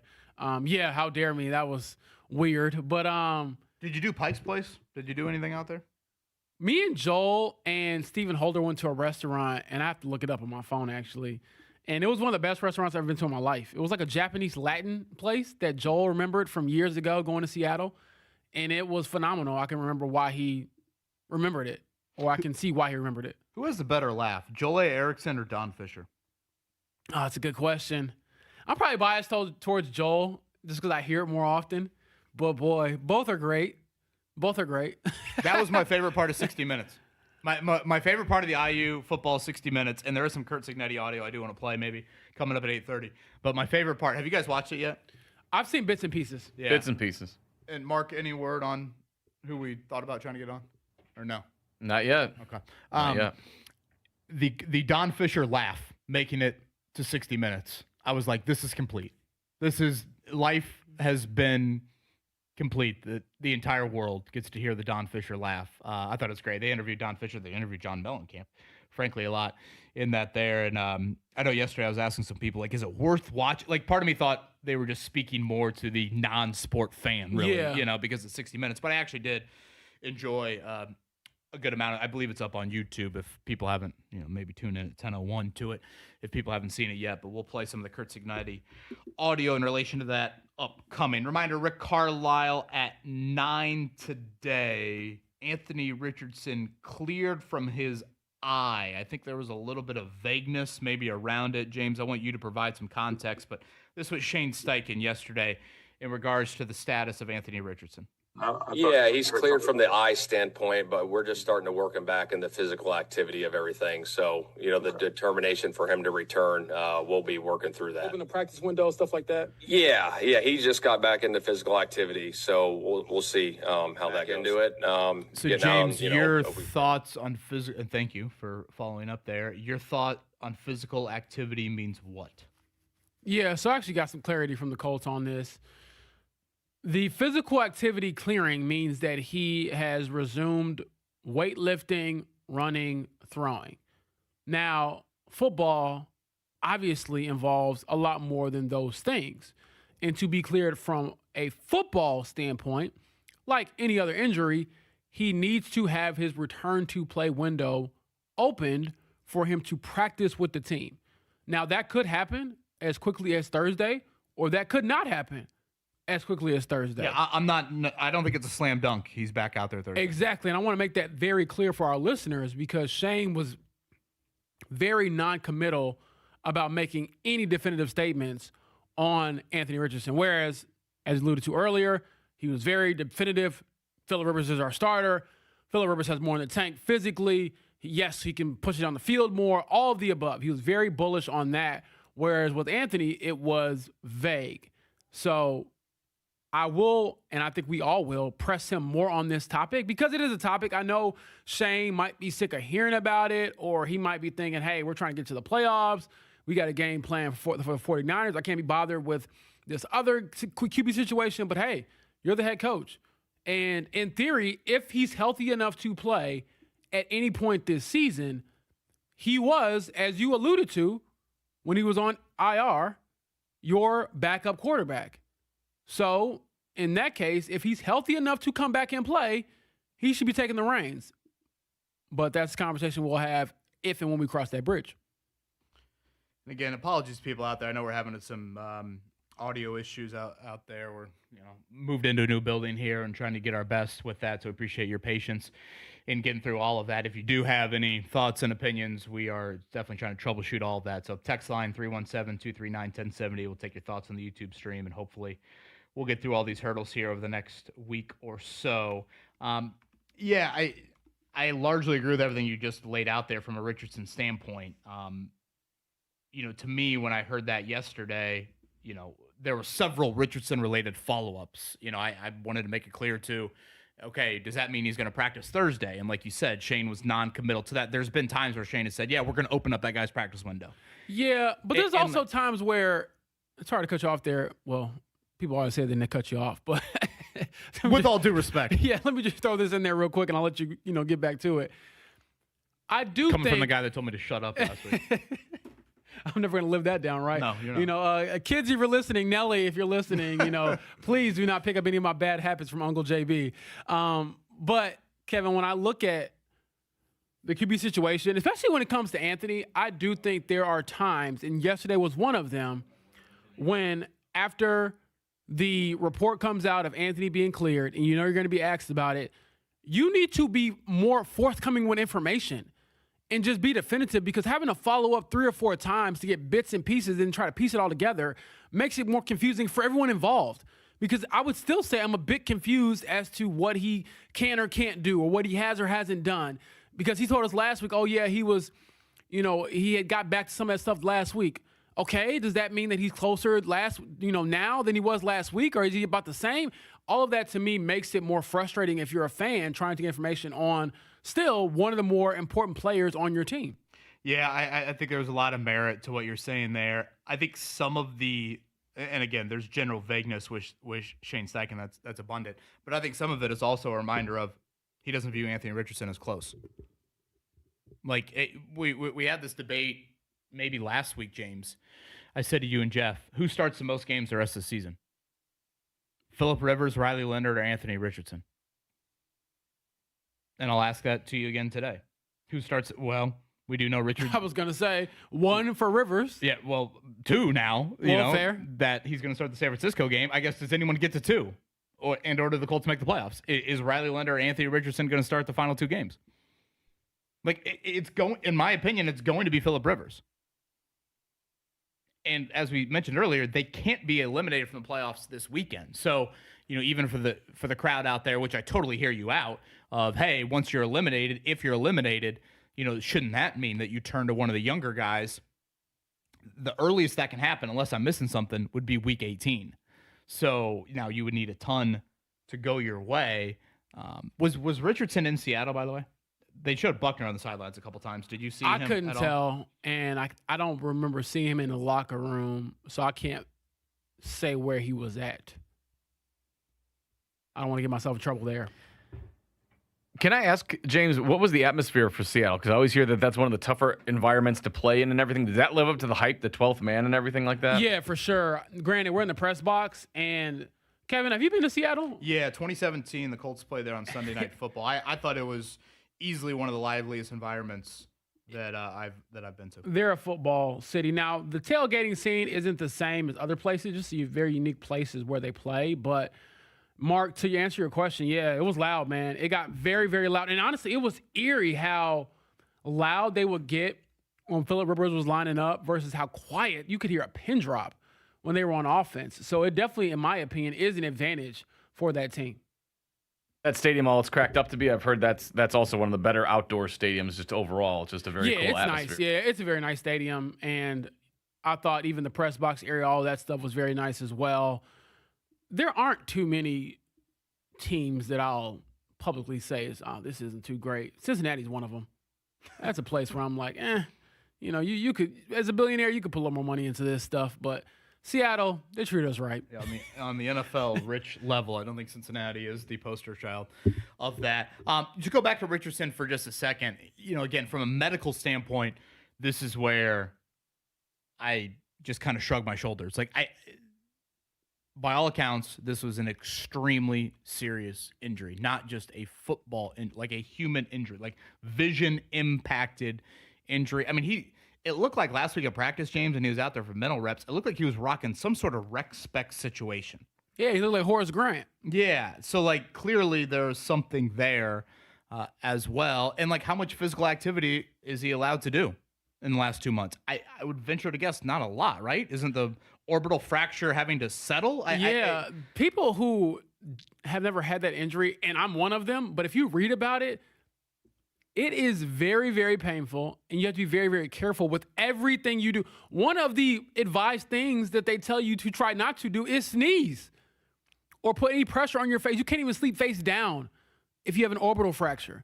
Sleep on your back, sleep sitting up, like things like that where you like have to rest. That's the word. You can't run, and people were making fun of me for even making that distinction, but just think about it. If you run, the amount of force that you're putting into your foot that goes back up through the rest of your body, if you're running and you're pounding on some pavement or on some grass or on some turf, that shakes your face. What do you not want to shake? The fractured orbital that you have. So the recovery is very long and it is extensive. But to the other side of it, if he is cleared enough to now do those things, then how quickly can he get up to speed and does he play in an NFL game? Yeah, and again, just to be clear, if and when he's cleared, I 1,000% believe he should be playing. Whenever he is up to speed, and I say that in quotes. So, for example, if they say, if he gets through this week and they reopen his window, whatever, and they elevate him or they say he's good to go next week. Yes. Regardless of what happens with Phillip Rivers, even if they win the game with Phillip Rivers. Well, I have to live in reality. I know the Colts would never go to Richardson if Rivers were to win the game. If Rivers looks like anything what I saw in Seattle, it needs to be Richardson. That offense is archaic with him. That's fair. It's a dinosaur offense. It's an offense that, and you listened to Shane Steichen yesterday, and he borderline acknowledges that. But he also says, that was the game plan for Seattle. Wait till you see Monday night. Wait till I get back in the lab and start cooking up. That was more or less what he said. He feels like there was a lot more vertically down the field that they did not get to, and that makes me sweat. Phillip Rivers attempting the ball more than 10 yards down the field makes me sweat. And Mark Dykton said earlier he enjoyed my aroma. He wouldn't like it right now. Got a little bit of funk going on, you're saying? Pits are sweaty? So basically, Phillip Rivers is Walter Wright, and Riley Leonard is Jesse Pinkman. Mr. White! More or less. You sound just like him. Rick Carlisle at 9. Let's hit a morning check down. The Morning Checkdown on 93.5 and 107.5 The Fan. Yeah, Mr. White! Yes, science! Again, the Colts quarterback depth chart coming up for Monday. I believe, James, it'll be the same that we saw in Seattle. We know Phillip Rivers will indeed be the starter. We'll await Anthony Richardson's potential return to practice, but are you under the assumption it is Rivers, Leonard, Brett Rippon again here on Monday night? That's what I would expect, yes. But I am very curious to see, again, what are you doing this week with Anthony Richardson, because the conversation is only going to get louder from here on out. Yeah, Bernard Ryman's status up in the air with that elbow injury. For what it's worth, he did stay in uniform. CBS showed that big old bandage wrap, whatever you want to call it, on the elbow. Huge. I'm curious, would he have gone in an emergency situation at that point?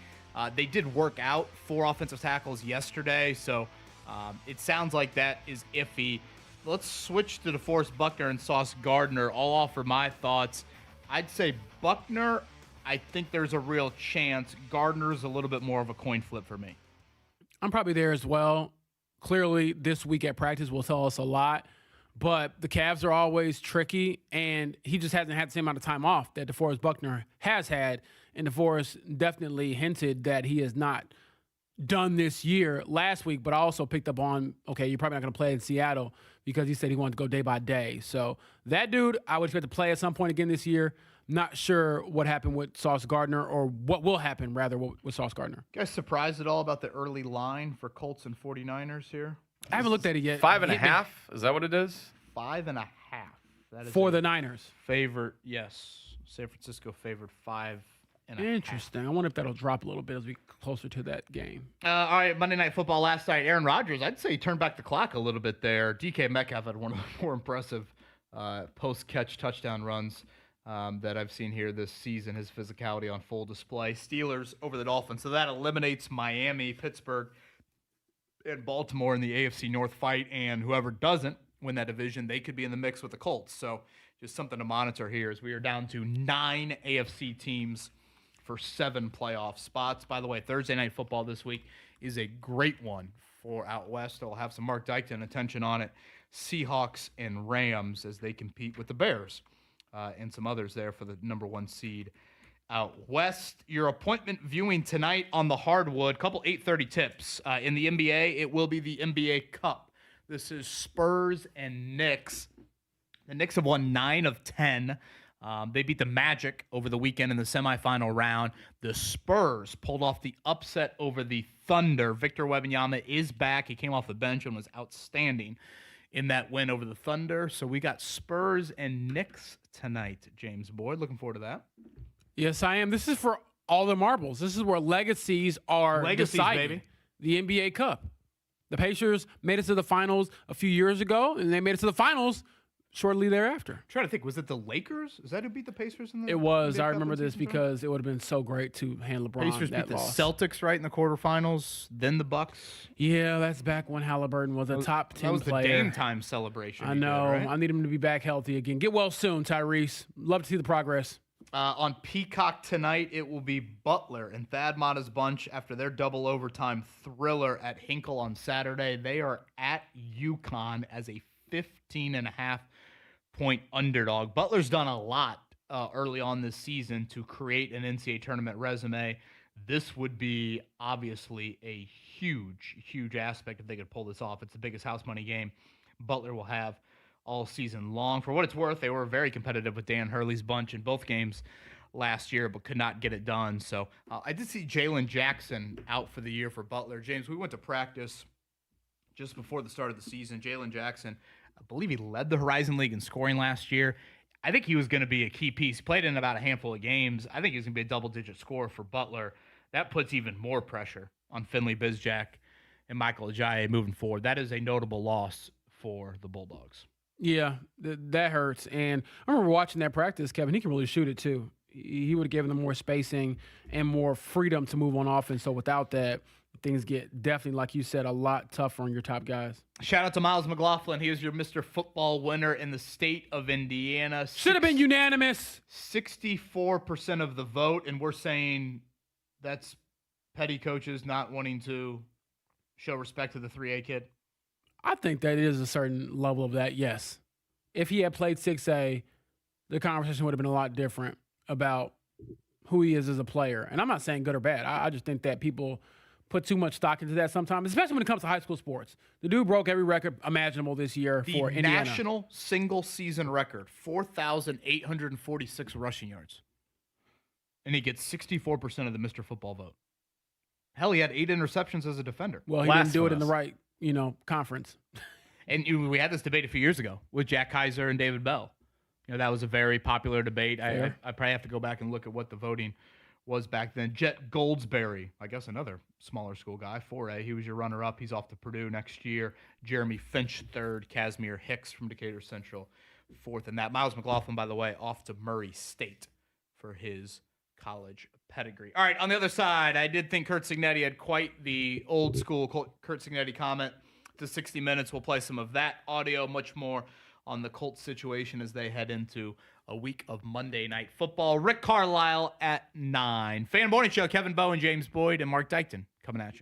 Don't stress about plumbing repairs. Call L.D. Smith for honest advice and a free second opinion on any estimate. L.D. Smith Plumbing. A dirty, stinking honest. It's BullseyeEventGroup.com. The Colts VIP tailgate presented by Hayes & Sons Restoration. Your Colts game day experience the best it can be. Log on and get your passes now. BullseyeEventGroup.com. Heat and cool places where ductwork won't fit using Mitsubishi electric ductless mini splits.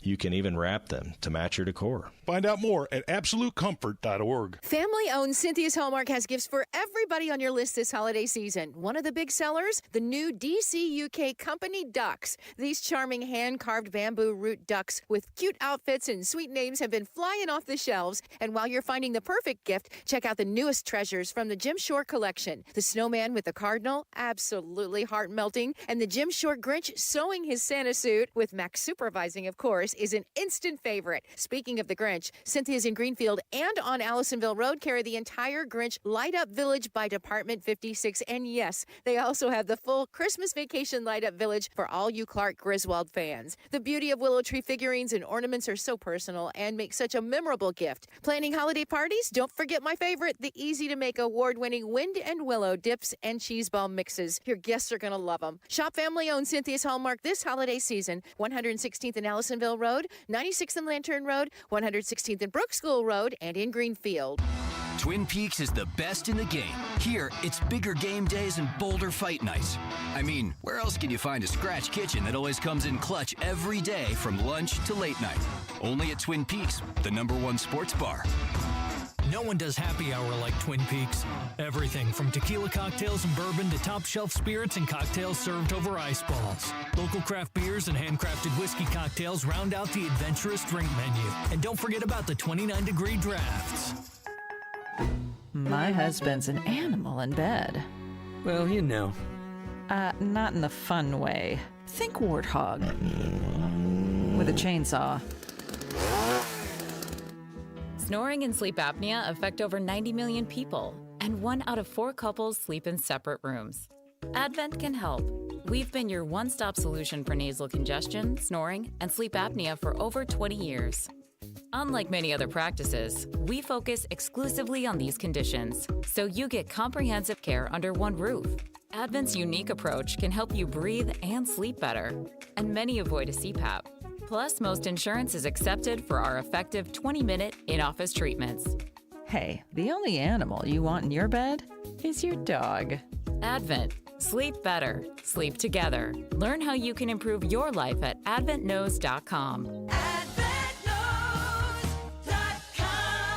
If you or someone you know needs help putting food on the table, that help is closer than you think. The Fan cares. We've partnered with local food banks and organizations to provide resources for those who need them. Just go to 1075thefan.com and look for the banner that says Find Free Food Near You. You'll find a link to Community Compass with an up-to-date and interactive map that shows locations, days, and times for the leading tax resolution firm. A-plus rated by the Better Business Bureau, they've resolved over $1 billion for their clients. Optima got me a settlement with the IRS. These people are really people-friendly. It was every bit of a new lease on life for me. The fast action and the great results made Dan's head spin. I felt like I was in a dream, but it's real, and I have paperwork to prove it. They got the job done, and life is good. For tax help you can trust, call Optima now for a free consultation. If you're worried about what's going to happen with the IRS, stop worrying.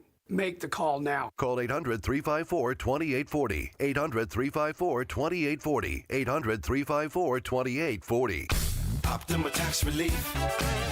Testimonial from an actual client. Some restrictions apply. For complete details, please visit OptimaTaxRelief.com. You'll get more than you expect with McValue at McDonald's. Like deals on your late night go-tos when the party goes till dawn. And savings on their faves. So date night always passes the vibe check. Plus, when the fam shows up for the weekend, you can show out for breakfast. Enjoy a $3 sausage McMuffin with egg or egg McMuffin and pair it with a $1.49 any size Coke. Price and participation may vary, cannot be combined with any other offer. The post-career day press conference, brought to you by Progressive. Anthony, can you tell us what happened during career day? I'm a biomedical researcher. The kids just weren't impressed. How did you feel when your son called in the backup? Embarrassed, and I knew it would be a fireman. It's always a fireman. It's cliche, but a crowd favorite. He had an axe and everything. I can't compete with that. And will the fireman be helping your son with his science fair project? Hope not. I'm literally a scientist. Like it or not, sometimes you need a backup. That's why there's Progressive to protect your home and auto. Progressive Casualty Insurance Company affiliates and other insurers. Not available in all states or situations. Tim collects bobbleheads. A lot of bobbleheads. Baseball bobbleheads. Race car bobbleheads. Little Chihuahua bobbleheads. He's got an entire room strictly for bobbleheads. Does he need them? No. Is his wife mad about it? A little. But Tim works with Empower, and he got good at money, so he can be a little bad. Ooh, horse bobblehead. Classy, Tim. Empower. Invest well, live a little. Start today at empower.com. The Ride with JMV. I'm not going to sit here and bag on Phillip Rivers all day, but the problem remains at that position, you have to be a threat downfield. You had 2 plays, over 15 yards. He did not completely cost you the game, but he was unfortunately costly in a different manner because he does not allow you to do what needs to be done. The Ride with JMV. Weekdays 3 till 6. On 93.5 and 107.5. The Fan.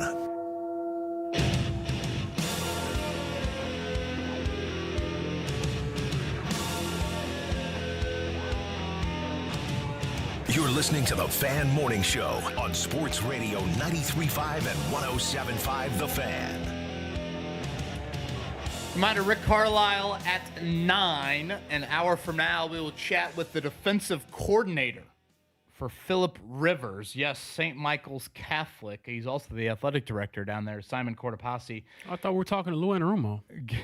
Joins us here coming up at 9:30. Joked and serious with James Boyd. The last 2 weeks, we've had 2 high school coaches outside of the state of Indiana. Not sure if we've ever had one in the history of our show, but Dave Dunn, shout out to Fernando Mendoza's high school coach, who was at the Heisman ceremony. Enjoyed that. That was last Tuesday, if I'm not mistaken. And today we'll get the Rivers connection from Fairhope, Alabama. We do this each year. We'll probably start it up here coming up maybe next segment, but we count down the top sports stories of the year. We try to do a list 10-1 here. Keep it to the state of Indiana, of course. So however you want to interpret that. The top 10 sports stories of the 2025 calendar year. We'll start our countdown here coming up in a few. You said you've not had a chance to watch the 60-minute piece. You said just some clips from it? Just clips. I feel like the only thing I've watched in full over the last couple of days related to sports, besides the games, of course, was the Fernando Mendoza Heisman speech, which was awesome, by the way. Boy, that had Matty Bowen in some tears. I saw he had the Heisman Trophy in Bloomington yesterday, did some local media rounds, and boy, I think Mendoza probably should be done from the media standpoint, but the program gets to keep one Heisman Trophy, then Fernando Mendoza gets to keep one himself. Mark, will you cue up this 60-minute audio? You know, again, if you watched the full, I think it's about a 15-minute piece, you know, there is probably a lot of stuff that to the common sports fan, our listening audience, they know. But Cignetti had a reminder of why he was so brash in the first 24, 48 hours of taking the job. And I think it's an interesting angle to the Cignetti story. He's naturally, I think, a pretty cocky individual. But, James, the viral clips have also not been as abundant the last 12 to 18 months. And to hear him explain it, he walked into that athletic department. He was like, this is a damn morgue. And we can't have that. Like, there's got to be some belief. And if he's no one walking in like Jesus Christ, like, hold on now, raise up, everybody. Raise up. Amen. Can I get an amen? And no one said anything when Curt Cignetti walked in there. This was Sig on 60 Minutes rehashing some of that. Did you come in here with a bit of a chip on your shoulder? The chip probably came from when I got here right away. I detected an atmosphere that you can't get it done here. You sensed that? Oh, absolutely. As soon as I walked in the building. Facilities that had been neglected, the stadium banners that looked old, the offices that looked like they were from 1980, and then, you know, just the general attitude of the people I met, the lack of excitement. Coming from a winning program, he was, well... I was furious, pretty much, because all we did was win conference championships year in, year out as a staff. That's your old school. Yeah, and, I mean, we win. And so it was a clashing of two worlds, and I wasn't going to lower my standards. You know, I think some of the Purdue sucks, Ohio State sucks, you know, maybe even the Google me, I think a lot of that stemmed from what he experienced in those first really few hours on the job of, do you guys know my background? Like, I'm not used. I mean, you arguably had one of the best winners we've had in college football, just purely from a win-loss standpoint over the last decade, meet one of the losingest programs in college football. Obviously, that spans a lot more than Curt Cignetti's coaching career. And so when those two clash, there's, I guess, only one way to go. And the new leader of that was going to insert himself in a major, major way. By the way, that voice you heard, John Wertheim, who, you know, is a longtime journalist, particularly a sports journalist as well. He's actually a Bloomington native. I thought he did a great job on the piece. Mark, you said he's going to join us tomorrow at 8? Correct. Yep. He also, I want to make sure we ask him tomorrow. He has written a piece already on the 50-year anniversary of the undefeated 76 team. And this is the 50-year anniversary, I guess, for those that have not followed the calendar. So do want to chat with John about that, but he will join us tomorrow at 8 o'clock to get more into that. So for people that have not watched the 60-minute piece, I think they will enjoy it. One of the comments, too, that I thought really resonated to me, I joked and was a little bit earlier, James. The fact that Don Fisher's laugh made it onto 60 Minutes was the only thing I needed to see. That made me smile greatly. But I thought Fish had one of the more accurate statements in regards to the biggest difference in the Indiana football program right now.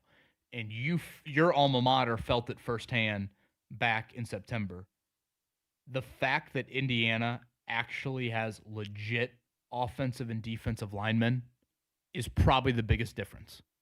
You know, they've had good skill talent. They've had Tracy Porter made one of the biggest plays in Super Bowl history.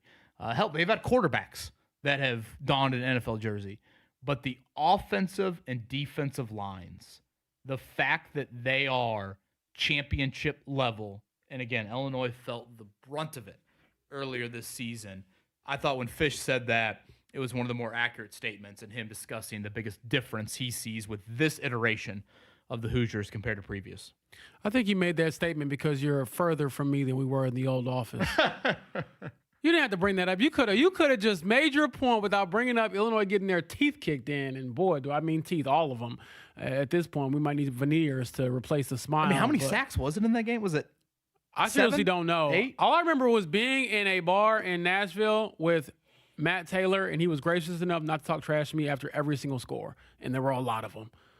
Some Colts trainer, I forget his name, he walks over, hadn't seen him only on game days. He comes crawling over. How about those Hoosiers? So, yes, I would agree. The trenches are what made me a believer. And also, on a more serious note, beyond beating Illinois, because who cares about that, when you had to play the big boy, Ohio State, who had owned you for 30-plus years, the trenches was a difference. You didn't get pushed around. A couple of those 3rd and 1s, 4th and 1s, whatever they were, you won those because your guys were big enough, strong enough, well-coached enough to gain leverage and really put the other team at your will. So that was very impressive to me and why IU should have a chance against anybody else the rest of the way.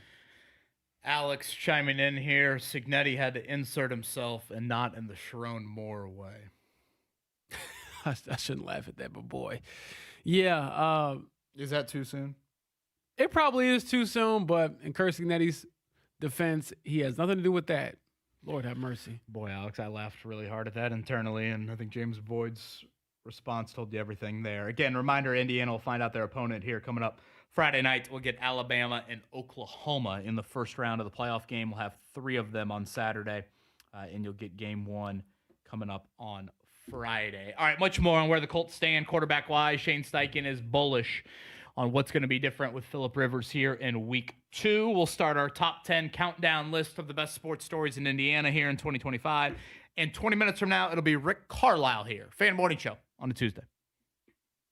It happens every holiday. Food comas, piles of wrapping paper, Uncle Harold's asleep in the recliner. It's only $5.45. But then, Cousin John rolls in with holiday scratch-offs from the Hoosier Lottery. Starting at just $1, they're the perfect gift for making the most of the one time of year all 30 cousins are gathered together in one living room. Unwrap instant fun with holiday scratch-offs. Hoosier Lottery, champions of play. Must be 18 or older to play. Gift responsibly.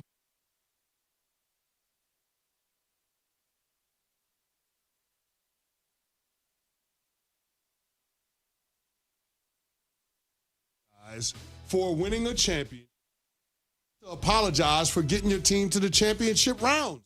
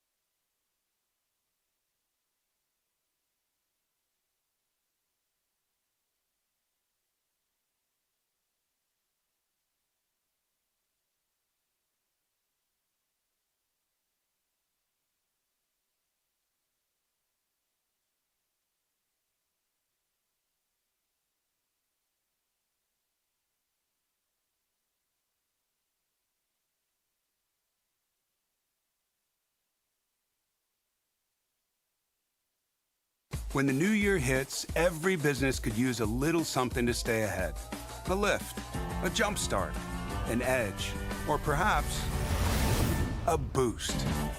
Like the all-new 5-year business boost from Comcast Business. It's the certainty of a price lock for 5 years on qualifying internet bundles. Plus, you'll have the most reliable Wi-Fi with our best equipment, so your whole team can stay connected at a great rate. And to sweeten the deal, ask about a $500 prepaid card when you add 2 lines of mobile. It's the boost your business deserves. So sign up for the 5-year business boost and get a 5-year price lock on ultra-reliable Wi-Fi. Plus, ask about a $500 prepaid card. Comcast Business, powering possibilities. Ends 2/22/26, new customers only. 1-year contract required for guaranteed rate. 5-year pricing applies to monthly service charge excluding taxes and fees. Best Wi-Fi based on Open Signal Awards USA. Fixed Broadband Experience Report, May 2025. 107.5 The Fan and Franciscan Health present Good for the Heart Fridays. Listen to Jake Query every Friday to hear a heartwarming story from our local community. Jake knows firsthand the importance of heart health. Jake and The Fan have teamed up with Franciscan Health to make a difference, one beat at a time. Good for the Heart Fridays, brought to you by Franciscan Health Heart Center. Learn proactive measures to keep your heart healthy and schedule your heart scan at franciscanhealth.org/screening bundles. Hey, it's Mark at The Fan. Hope you're having a great start today. Staying warm out there, but if you're having any issues with your heating or cooling situation, you got to do what I did. Get the hold of the folks at Love Heating and Air Conditioning. They can take care of you today, just like they took care of me about 2 years ago. Swapped out our HVAC system with brand new Heil equipment, and we haven't looked back. We're seeing those dollars roll off the monthly bills, and it's all because of Love Heating and Air Conditioning. They changed out our 2-decade-old system, and we are loving every single minute of it. So if you're feeling the winter chill and you need time for an upgrade or maybe just a tune-up, give them a call. 317-353-2141 is the phone number. Or you can check them out online at love-hvac.com. Whichever you choose, talk to a customer service rep. Set up a house call, check out all the products and services they provide, and also read customer reviews and financial options as well. John and Chris Love, they're 4th-generation owners. They'll make sure you're a satisfied customer, just like the Dykton household is. Plus, they've been family-owned and operated for over 100 years. That's how long they've been serving Indianapolis and Central Indiana. 317-353-2141 is the phone number, or check them out online, love-hvac.com. Do you owe $10,000 or more in credit card debt or personal loans? With credit card debt at all-time highs, Debt Relief Advocates is urgently notifying consumers of debt relief now being made available, designed to aid consumers with out-of-control credit card debt. Those who qualify and enroll for this relief program will only have to pay back a fraction of what they owe. This is not bankruptcy or a debt consolidation loan. This is a relief program that credit card companies would rather you not know about, as it ends your debt nightmare and saves you lots of money. Consumers owing at least $10,000 in credit card debt or personal loans can now take advantage of this debt relief as the cost of living skyrockets. Debt Relief Advocates has established a relief hotline for you to call to learn what debt reduction you may qualify for, so don't wait. For this free information, call the Relief Hotline at 800-606-8737. 800-606-8737. 800-606-8737. Christmas Nights of Lights Drive-Thru Holiday Spectacular returns to the Indiana State Fairgrounds November 7th through December 31st. Synchronize to your favorite Christmas tunes and a million sparkling lights. Enjoy a dazzling winter wonderland for the whole family. Reserve your spot at ChristmasNightsOfLights.com. From military life to a rewarding career in IT, kickstart your new journey in a matter of months in the fields of IT and cybersecurity, including AI. Learn more at mycomputercareer.edu/CWP. Financial aid is available for qualified students, including VA benefits. Oklahoma hosts Alabama in round 1 of the college football playoff. Friday night at 7:30 on 93.5 and 107.5 The Fan. 1, 2, 3, 4, 5, 6, 7, 8, 9. 1, 2, 3, 4, 5. You're listening to the Fan Morning Show on Sports Radio 93.5 and 107.5 The Fan. Rick Carlisle in less than 15 minutes. We'll start our countdown. Top sports stories in the state of Indiana, 10-1 as we close out the 2025 calendar year. We will do that here coming up in a few. To keep everybody abreast of the Colts quarterback situation, indeed, it will be Phillip Rivers for a second straight week. The Colts will push everything back a day here in Week 16 due to their Monday night schedule. So practice Thursday, Friday, Saturday, Sunday walkthrough, then Monday night inside of Lucas Oil Stadium. James, I'll go back to what I said to lead off the show. A lot of conjecture yesterday about, hey, should they opt for Riley Leonard? Oh, wait a minute, Anthony Richardson has been cleared. I go back to the final answer Shane Steichen gave yesterday in that Zoom call, again, about 15 related quarterback questions before that in the most Shane Steichen way, not in a mad yelling way, but I thought you had a rare instance where he cracked a little bit, where he was tired of all the questions. And the quote might not jump off the page at you, but I just could feel it in his voice. When asked a question, I want to say it was more Leonard related than anything. In the middle of the statement, talking about Phillip Rivers, he said simply, "We didn't bring him here to sit on the bench. I'll say that." And if you heard nothing else yesterday from the Colts other than that quote, that tells you everything you need to know about how Shane Steichen views Phillip Rivers in regards to the starting quarterback position. Should he view it differently? Yeah, I do think, again, I think we could be splitting hairs, but I think Riley Leonard could definitely offer you a bigger ceiling.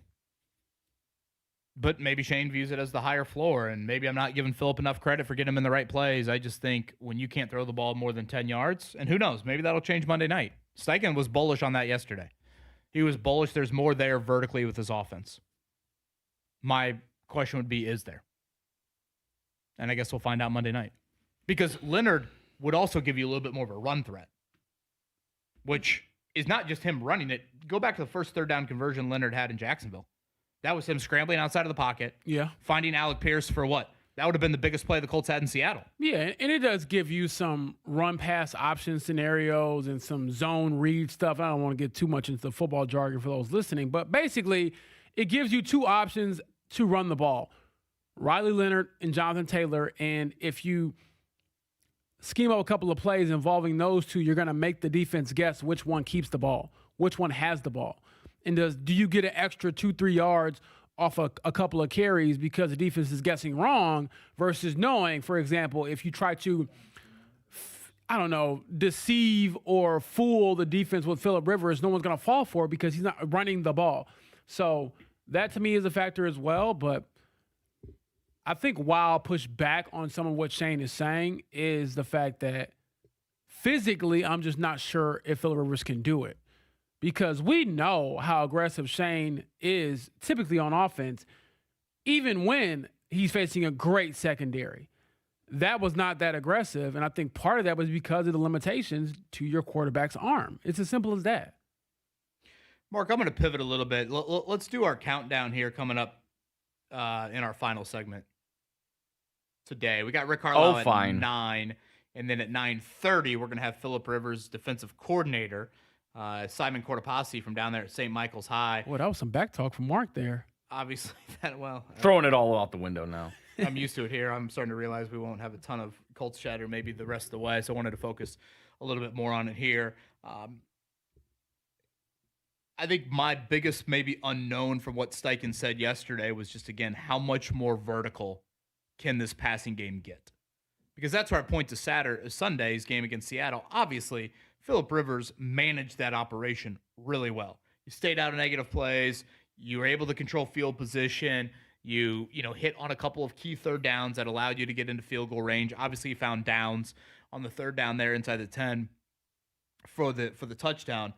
But that offense and the lack of downfield threat, to me, is not sustainable at all.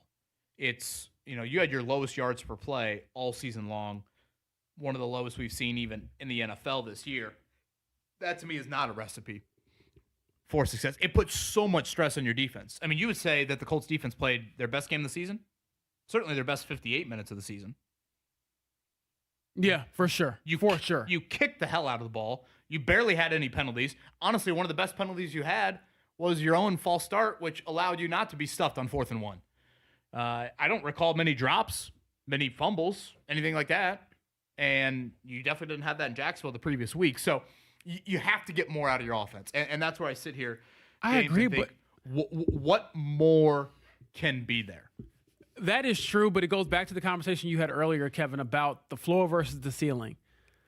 Where I do Isn't think there a Michael Jordan quote in there about the floor and the ceiling? The roof is the ceiling is what he said. Okay, and I was thinking, boy, that North Carolina education, I don't know if he finished a degree or not, but that made no sense. Shout out to the GOAT, Michael Jordan. But also, when it comes to the floor or the ceiling, I think part of the reason why Shane is so beholden to Phillip is because he knows he won't make the catastrophic mistake. And perhaps that is a bigger piece of the pie than we're giving it credit for. And I'm not saying I agree with that thinking, because you got to take some risks in this game of life and in this game of football, especially if you want to ultimately go out and win a game versus not lose a game. But it comes down to whether or not you trust Riley to read defenses, keep you out of danger, keep you out of trouble. And is that something where the clear advantage is the guy who's played in, 200 games? Again, we're probably splitting hairs, to be honest with you. If we want to look at the very small sample size of Riley Leonard against Jacksonville and Phillip Rivers against the Seahawks, again, different defenses, different practice plans, certainly different looking quarterbacks. They both largely reach the same end total from a point and production standpoint. But again, the story right now is it will be Phillip Rivers for a second straight week. I don't get the impression Anthony Richardson is close to putting on a uniform in a meaningful game action scenario. I know that was a hot button topic yesterday, but I would say don't hold your breath for that anytime soon. Much more on that upcoming. On the other side, it will be the Pacers head coach, Rick Carlisle, joins us next. If it's happening with the Indianapolis Colts. Touchdown for the Colts, and it's Josh Downs. Then it's happening on the Fan. It's wow. It's good from 60.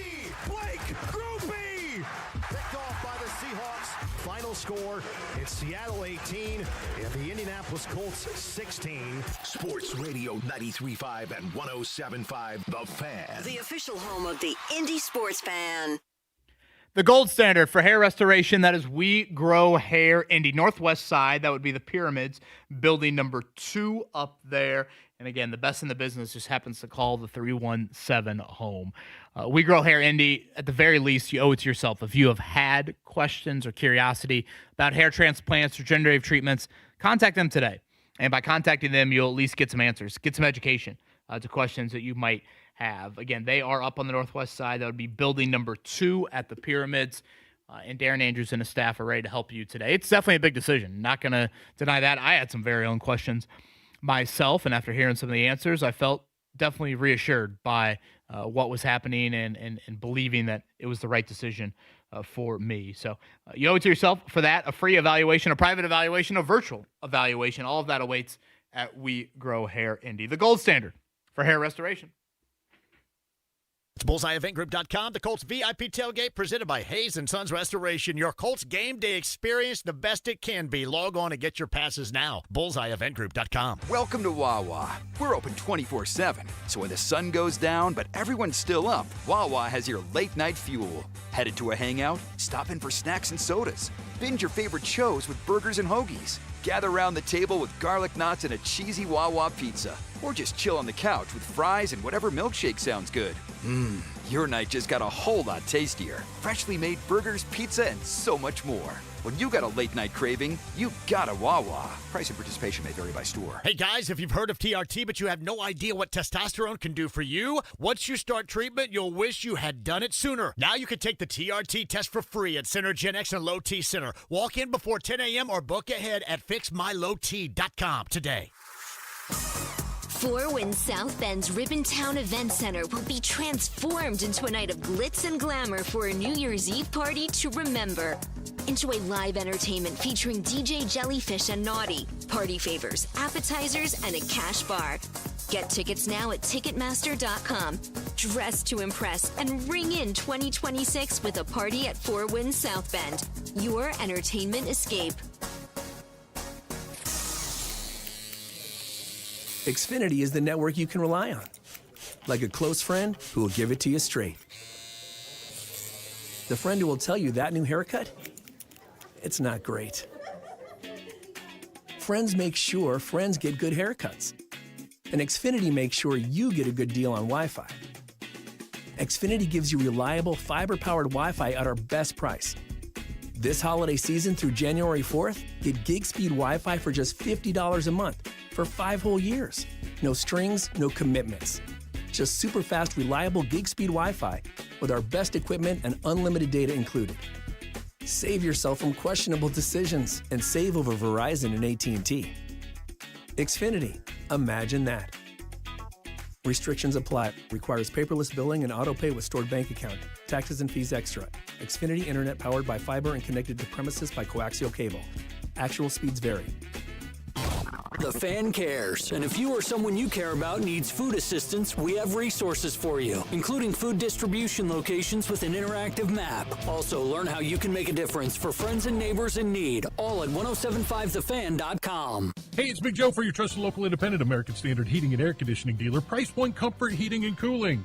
The owner's son is Tyler Swindle, who says American Standard is the best for a reason. Everything's laid out nice inside of a cabinet. But I tell you, the difference between all of them is the tech support on the back end. If I need help with a piece of equipment, you're on the phone for 2 or 3 hours waiting for someone to pick up on the other end. That's not the case with American Standard. Typically, it's, hey, within a couple minutes, I got an answer from somebody. Go to PricePointComfort.com. Price Point Comfort is your trusted local independent American Standard heating and air conditioning dealer. With Wawa's Rewards program, you can rack up points on the items you buy every day, even fuel. Boost your totals with a breakfast sizzly. Score points with your morning coffee. With Wawa Rewards, points put the power in your hands. You can choose to redeem them for what you love most, like an iced latte for an extra pick-me-up or your lunchtime hoagie. Download the Wawa app today. When you gotta get rewarded, you gotta Wawa. Fuel rewards not available in New Jersey or were legally prohibited. See full details at wawarewards.com. Price of participation may vary by store. Hey, fans! Welcome back to Fansville's Cheers and Tears. Oh. Okay, so like everybody deals with losing, right? To a rival on a last-second field goal. Whatever, it's fine. I'm totally fine. But I cope with losing with an ice-cold Dr. Pepper. Those 23 flavors are like so delicious. They totally wash away the pain of your college football team taking a big fat L. College football. It's a pepper Hi thing. there. Surprise. 30 for 30 presents Booyah. Can I get a witness from the congregation? You can't stop authenticity. Booyah! Stuart was exactly like you saw him on camera, off camera. He dialed it up 10%. Can you imagine the impact of young black boys and girls looking at that going, I feel seen? He changed the culture. He changed sports. Stream Booyah, presented by Modelo, right now on the ESPN app. From the DriveHubler.com studios, this is 93.5 and 107.5 The Fan. WIBC HD2, HD3, Indianapolis. Hey, it's Genevieve. Join me tomorrow at 3. Twin Peaks and Greenwood going to have a blast. Dan Wetzel talks Mendoza IU football. Peter Billingsley, that's Ralphie from A Christmas Story, joins too tomorrow at 3.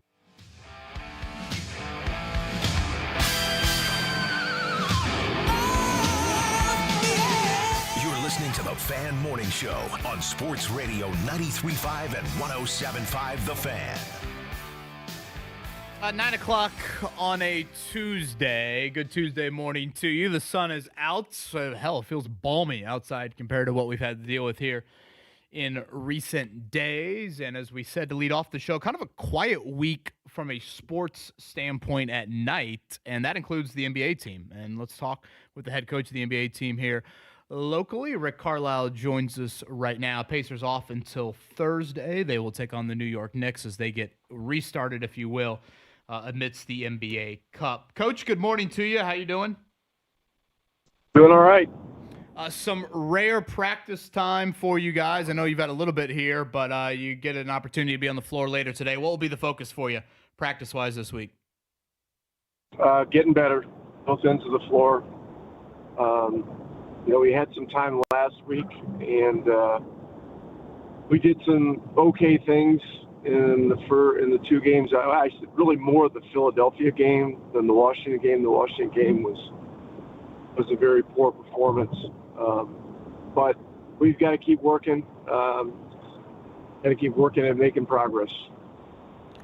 Rick, when you look at the defensive effort, particularly when it comes to the Wizards game, what things stand out to you about what has to change for your team to obviously play with more effort and win in those types of contests?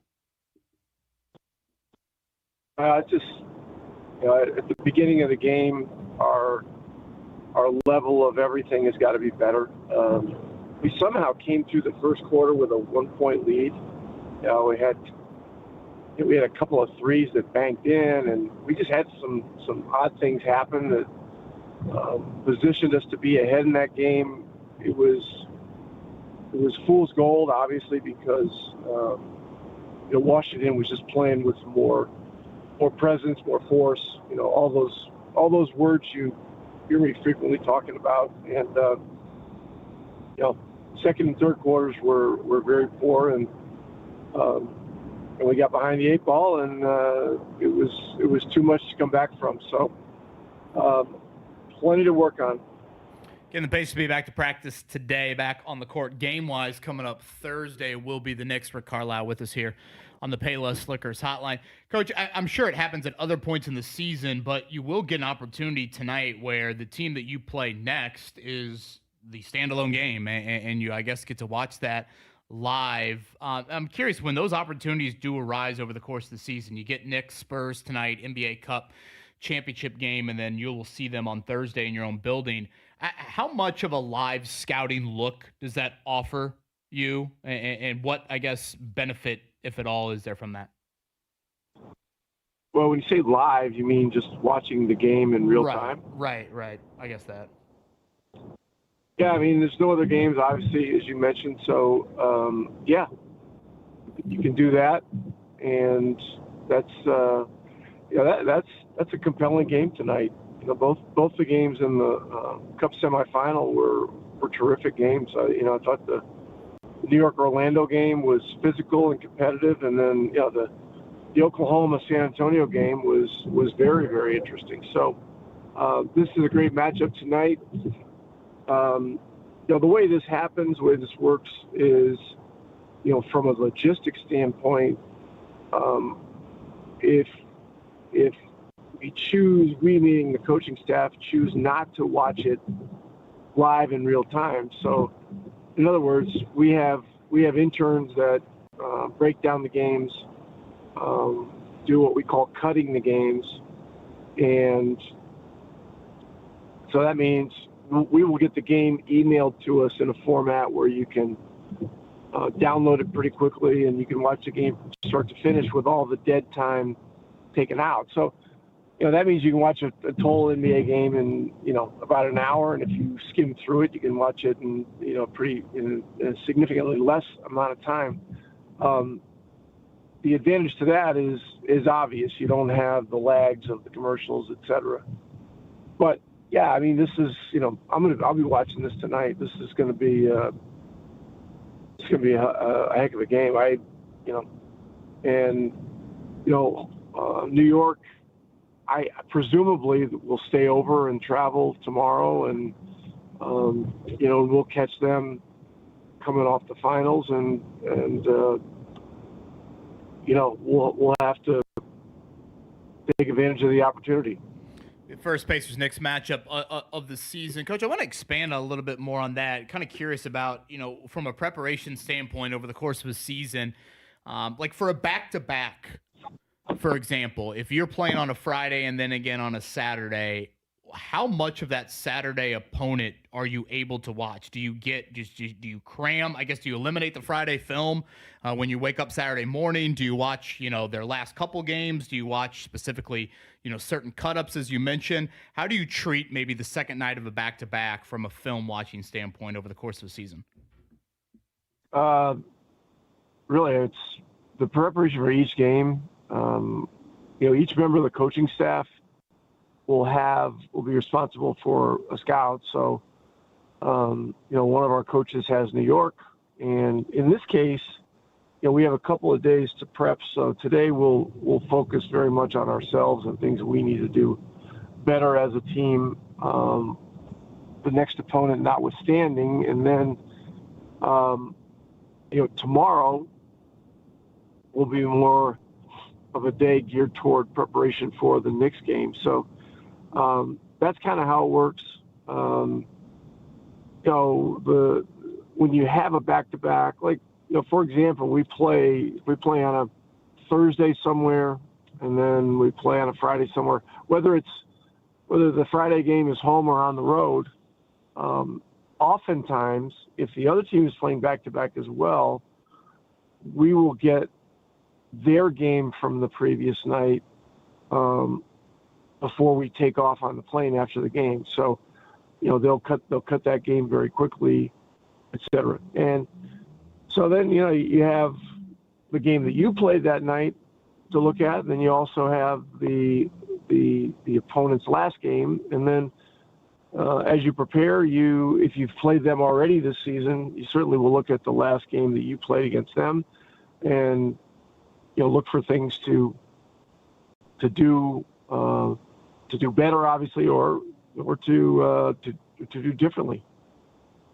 Rick, looking at some of the numbers you have had this season offensively, I know you've talked about it at length, not necessarily being who you are typically when you have Halliburton out there and how much easier he makes things for you guys. But in this Wizards game and other games throughout the season, when you shoot it that poorly, how do you grade the results? I know it's a results-based league and you want to make shots, but do you go back through it and say this was a good shot, this was a bad shot? How do you, view that part of it when, there's more to it than just making and missing shots? Yeah, we have different metrics, there's an expected shot production metric that's pretty interesting, and I believe it has some real accuracy elements to it. We did not score well on that in the Wizards game. We just didn't play well, and we didn't generate enough great shots, and we didn't defend well enough. And so, it was a rough afternoon, not fun. Give them credit. They came out and executed very well, and they played with a lot more force. Pacers try to get back on track coming up Thursday with the Knicks. Rick Carlisle and his bunch on the floor later today for a practice. Coach, you said something, I guess it would have been before the Denver game, that I wanted to get your thoughts on. You were asked a question about Nikola Jokic, and you mentioned that, it's further proof that the most important things in the game of basketball happen on the ground. I believe you also referenced Luka also possesses some of that same ability. And I was kind of curious if you could expand on that. The most important things in the game of basketball happen on the ground. Well,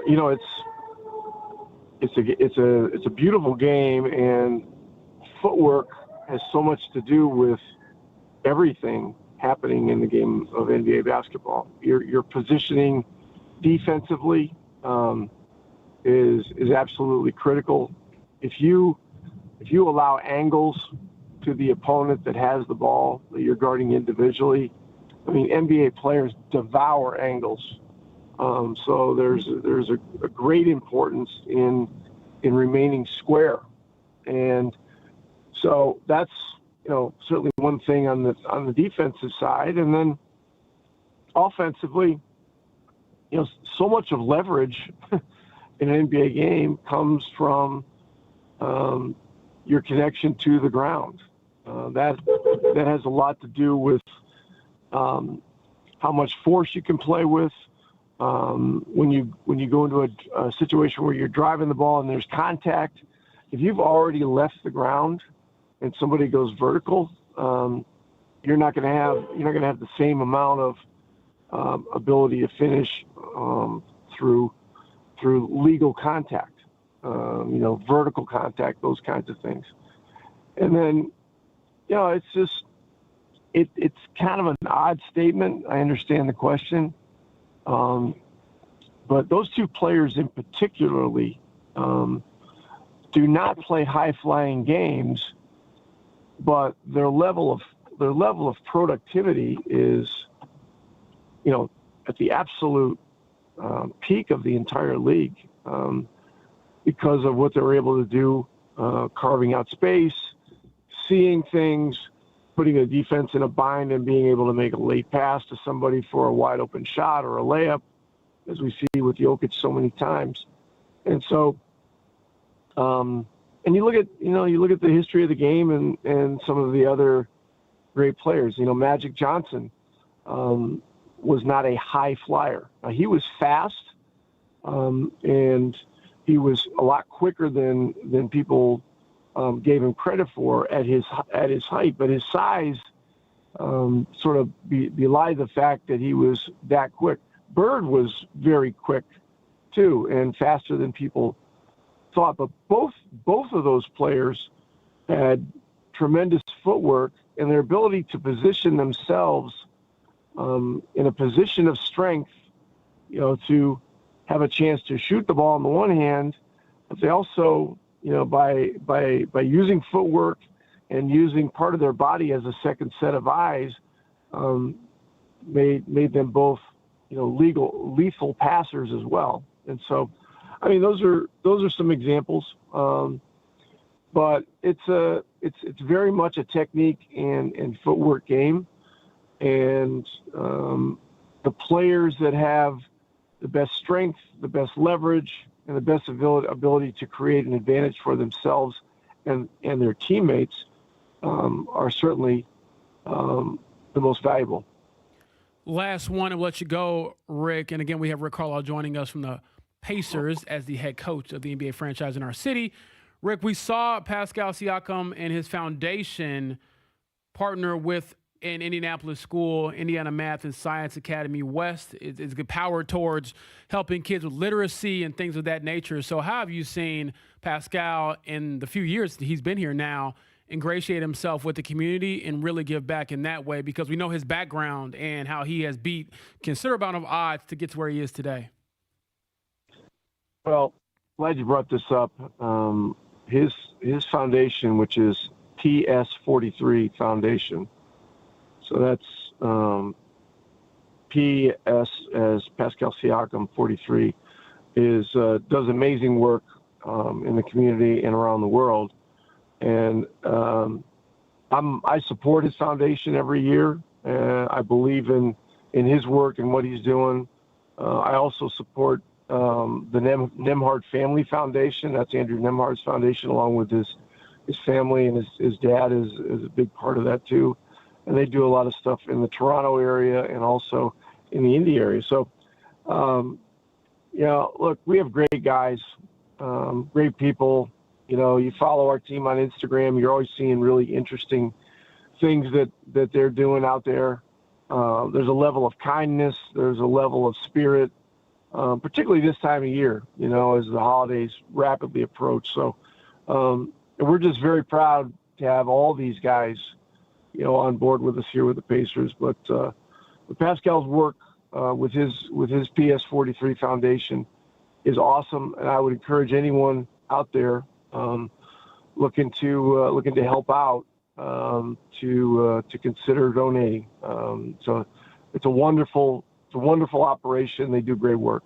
Yeah, PS43foundation.com, very simple URL for the Pascal Siakam Foundation. Pacers back to practice today, and they will have the Knicks inside of Gainbridge Fieldhouse coming up on Thursday. Coach, as always, we appreciate it. All right, thanks. Take care, guys. Rick Carlisle, Payless Liquors Hotline. I found the Jokic comment he had a week ago about his ability to play from the ground, and then obviously you think of Luka, and Rick mentioned that in that realm. It's just, I think it's hard, certainly for me, to even try to explain. I'm glad Rick was able to. One more player in that category do it, in my opinion, is Jalen Brunson. Yeah, and I could hear my high school coach play off two. He plays off 2 feet, right, better than a lot of people. Not to get too much into the basketball jargon, but you hear that a lot, playing off two. When he plays off two, that means you're jump stopping in the lane, or you're catching the ball and you're giving yourself the ability to go right or left, because you can use either pivot foot. So he is someone, when you look at Brunson, he's always planning off two, which gives you more of a stable base, and you can play stronger from there. You can bump, you can bounce, you can, play with a lot more physicality when you're playing off 2 feet versus one, where you can get knocked off balance a lot easier. That's the quickest way I can put it. And trust me, he's doing that for a long time, rather. I believe my dad had a chance to see Jalen Brunson play in high school. He's from Illinois, and I believe it's still a state record. He scored 56 in a state tournament game. And the guy is still doing that today in the NBA. I would throw – he might be the most athletic of the three that we just mentioned, but I'd throw SGA into that bunch. Yeah. just the ability to, again, play in control. And, if these guys, you went to an NBA combine testing, Luka's not going to be the blue chip prospect in that world. Jokic, I'd argue probably Shea and certainly Jalen Brunson aren't going to be that either. Hell, it's why Jalen Brunson lasted until pick whatever he did, or Jokic lasted until pick whatever he did as well. So, again, Pacers back to practice today. It is the NBA Cup tonight. Spurs and Knicks. Victor Wembanyama did come off the bench as they upset the Thunder the other night there. So really looking forward to that. That'll be Amazon Prime tonight at 8:30, Spurs and Knicks for the NBA Cup. And the Pacers, I think, do benefit a little bit from a schedule standpoint, and that they get the Knicks right after that. Coming up in 10, he is the defensive coordinator / athletic director of the St. Michael Catholic Cardinals. He is Simon Cordipassi. That would be the Phillip Rivers, I guess, sidekick down there on the same coaching staff. Did he hire Phillip Rivers? Do we know this? Is this his boss too? That's a good question. We got to get into that. We'll talk with Simon upcoming there. I didn't get a great look at it. Were they at some restaurant the other night, those St. Michael high school kids? When they showed it, Mark, you're probably the better one to ask. James was too focused being. Sorry, say that again. The St. Michael kids, were they at some local restaurant down there? Looked like they're at a pizza party. They're having a good old time. They go pizza. I noticed held the Colts banner up, flying high. I noticed a few kids didn't stand up. Do they have Seahawks overs in the game or what? Oh, they're doing up downs. Probably not getting enough playing time from old coach there. Man, you imagine how many hills they're going to be running in the Fairhope. Dadgummit, start running. Spring practice going to look a little different for those guys. Dadgummit, start running. Mark, you should, patent that. Stand up there. So we'll chat with Simon coming up here in about 10 minutes. Mark, let's go ahead and cue a check down. The Morning Checkdown on 93.5 and 107.5 The Fan. All right, James, let's focus on some Colts news items. Quarterback will get out of the way. Phillip Rivers is going to be the starter on Monday Night Football. That is Week 16. Ironically, it's against the 49ers, who has Gus Bradley on their coaching staff, used to coach Phillip Rivers, and as Kyle Shanahan, of course, their head coach. And Shanahan thought about getting Phillip Rivers out of retirement a few years ago when they had their injury issues in their playoff runs. So a lot of respect from Kyle Shanahan when it comes to Phillip Rivers. Anthony Richardson is cleared to do what, James Boyd? Lift weights, throw, and run. But to play football, that is to be determined because he would have to be cleared to practice, which could happen later this week, but I wouldn't hold my breath on it. His last practice, I want to say, was like October 10th, 11th. I mean, it's been quite some time since he was last on a practice field. So, again, I would not hold my breath of Anthony Richardson dressing on Monday night, and we'll see exactly what his availability looks like for the final couple games. Let's go over a couple other injury situations. The latest on Bernhard Raimann is what?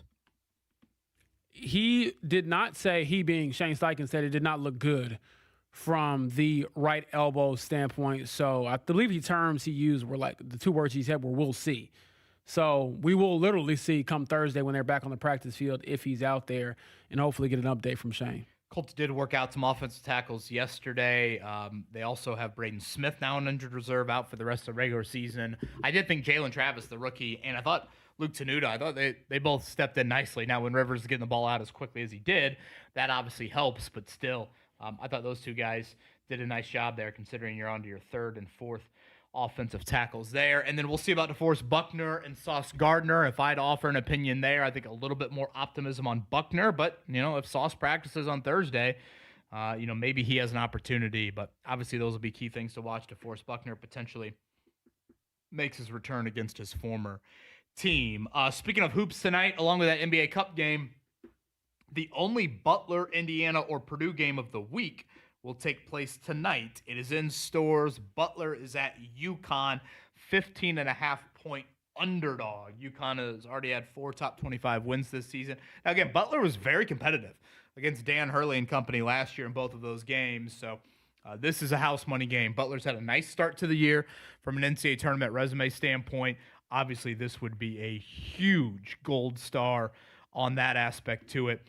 But they are a 15.5-point underdog. Braylon Mullins, since he got back from injury, James, he's been pretty good for the Huskies. He has been pretty good probably his entire life. Well, that kid can really play. I would say all of Hancock County is nodding. Very good basketball player, Braylon Mullins.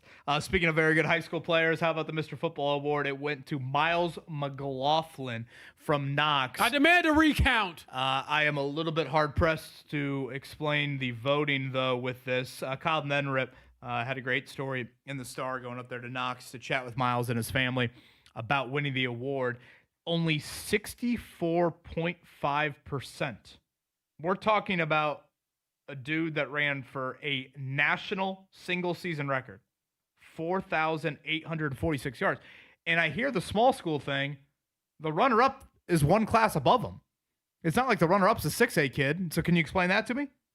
Who's the runner-up, by the way? Jet Goldsberry from 4A, Heritage Hills. That's a good argument. Well, I would honestly like to, let's get the voters on the phone. Let's see what argument they can make, because to me, when I say I demand a recount, I think the recount should be even in more favor of Miles McLaughlin. So 64%. I don't know. Is part of it the whole, like, what is he going to be in college thing? Because in a vacuum, you'd say Brendan Sharp, for example, I believe he's a junior, is a better football player than Miles. But that's not the award. I know. Then we go off of the 247 rankings every year. I agree with you, but I think that is not fair, but it also might be true when it comes to people voting for this award. This gets into the MVP debate. Every award, the Heisman Trophy, all of it. But like the Heisman Trophy, Mendoza won going away. Like I actually agreed with that. Like, right. He won every region. But what I'm saying is you can spin it into whatever argument you want to make. 64% McLaughlin, Jet Goldsberry again off to Purdue, 18%. Jeremy Finch third, Casimir Hicks fourth. Murray State, I don't know, maybe the Racers of Murray State didn't get a whole lot of pub there for Miles McLaughlin. Speaking of high school football, the defensive coordinator alongside Phillip Rivers. Rivers, the head coach and the OC, the AD and the defensive coordinator, Simon Cordipassi of St. Michael's Catholic. He joins us next. It's BullseyeEventGroup.com, the Colts VIP tailgate presented by Hayes & Sons Restoration. Your Colts game day experience the best it can be. Log on and get your passes now. BullseyeEventGroup.com. Macy's Backstage is inside your Macy's store where you can find last-minute gifts for under $20. With new arrivals every day, you never know what amazing deals you'll find. Find a location at Macy'sBackstage.com. It happens every holiday. Food comas, piles of wrapping paper, Uncle Harold's asleep in the recliner. It's only $5.45. But then, Cousin John rolls in with holiday scratch-offs from the Hoosier Lottery. Starting at just $1, they're the perfect gift for making the most of the one time of year all 30 cousins are gathered together in one living room. Unwrap instant fun with holiday scratch-offs. Hoosier Lottery, champions of play. Must be 18 or older to play. Gift responsibly. If you're one of the millions of Americans behind on your taxes, if you're afraid to open your mail because IRS collection letters could be coming, listen carefully. The IRS is cracking down, taking paychecks, freezing bank accounts, revoking passports. That's a fact. But here's what most people don't know. There are official tax relief programs designed to help struggling taxpayers. Programs that could save you thousands if you qualify. No one knows these programs better than the experts at Optima Tax Relief. Optima's award-winning team will fight to protect your paycheck, your passport, and your property. Their tax attorneys and licensed tax professionals will work tirelessly to get you the best deal possible with the IRS. Every day, penalties and interest keep piling up, so don't wait. Call Optima now for a free consultation. Call 800-354-2840. 800-354-2840. 800-354-2840. Optima Tax Relief. Some restrictions apply. For complete details, please visit OptimaTaxRelief.com. The blue and gold look to take a bite out of the Big Apple on Thursday. Offensive rebound, Neesmith on the foul line. Drives it over here to the left wing, then comes right back into the lane and sets up Furphy for three out of the far corner. The Pacers host the New York Knicks Thursday at 7. This Eastern Conference showdown is always a must-see game. So get your tickets at Pacers.com/tickets. Rebounded by Jackson. Shot clock to 3. Nembhard from the right edge beat the shot clock and hit a 3. Pacers Knicks, Thursday at 7.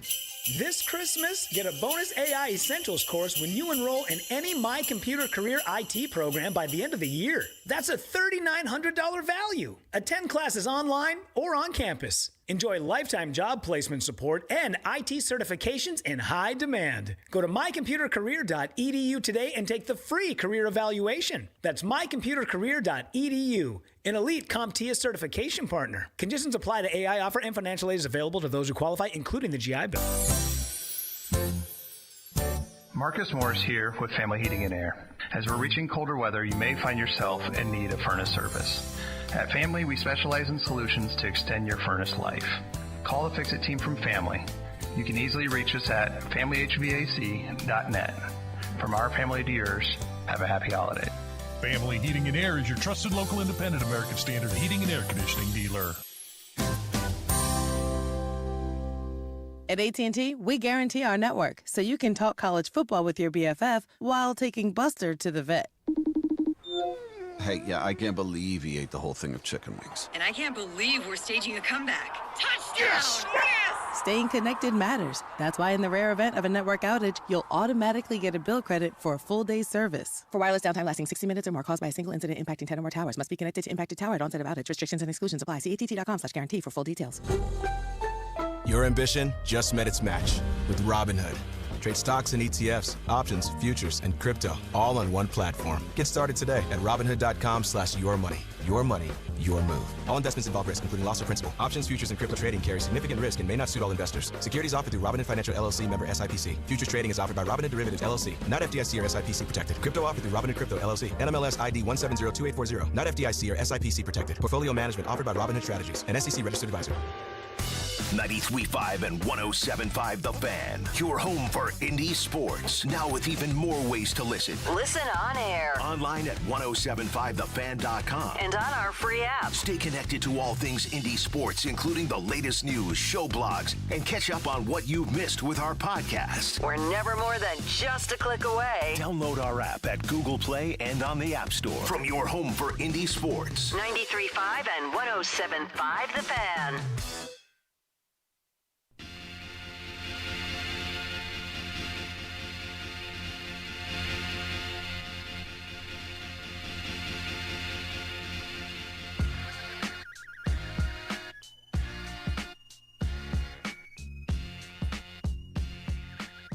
Mark, I thought we were going to get a little high school fight song here.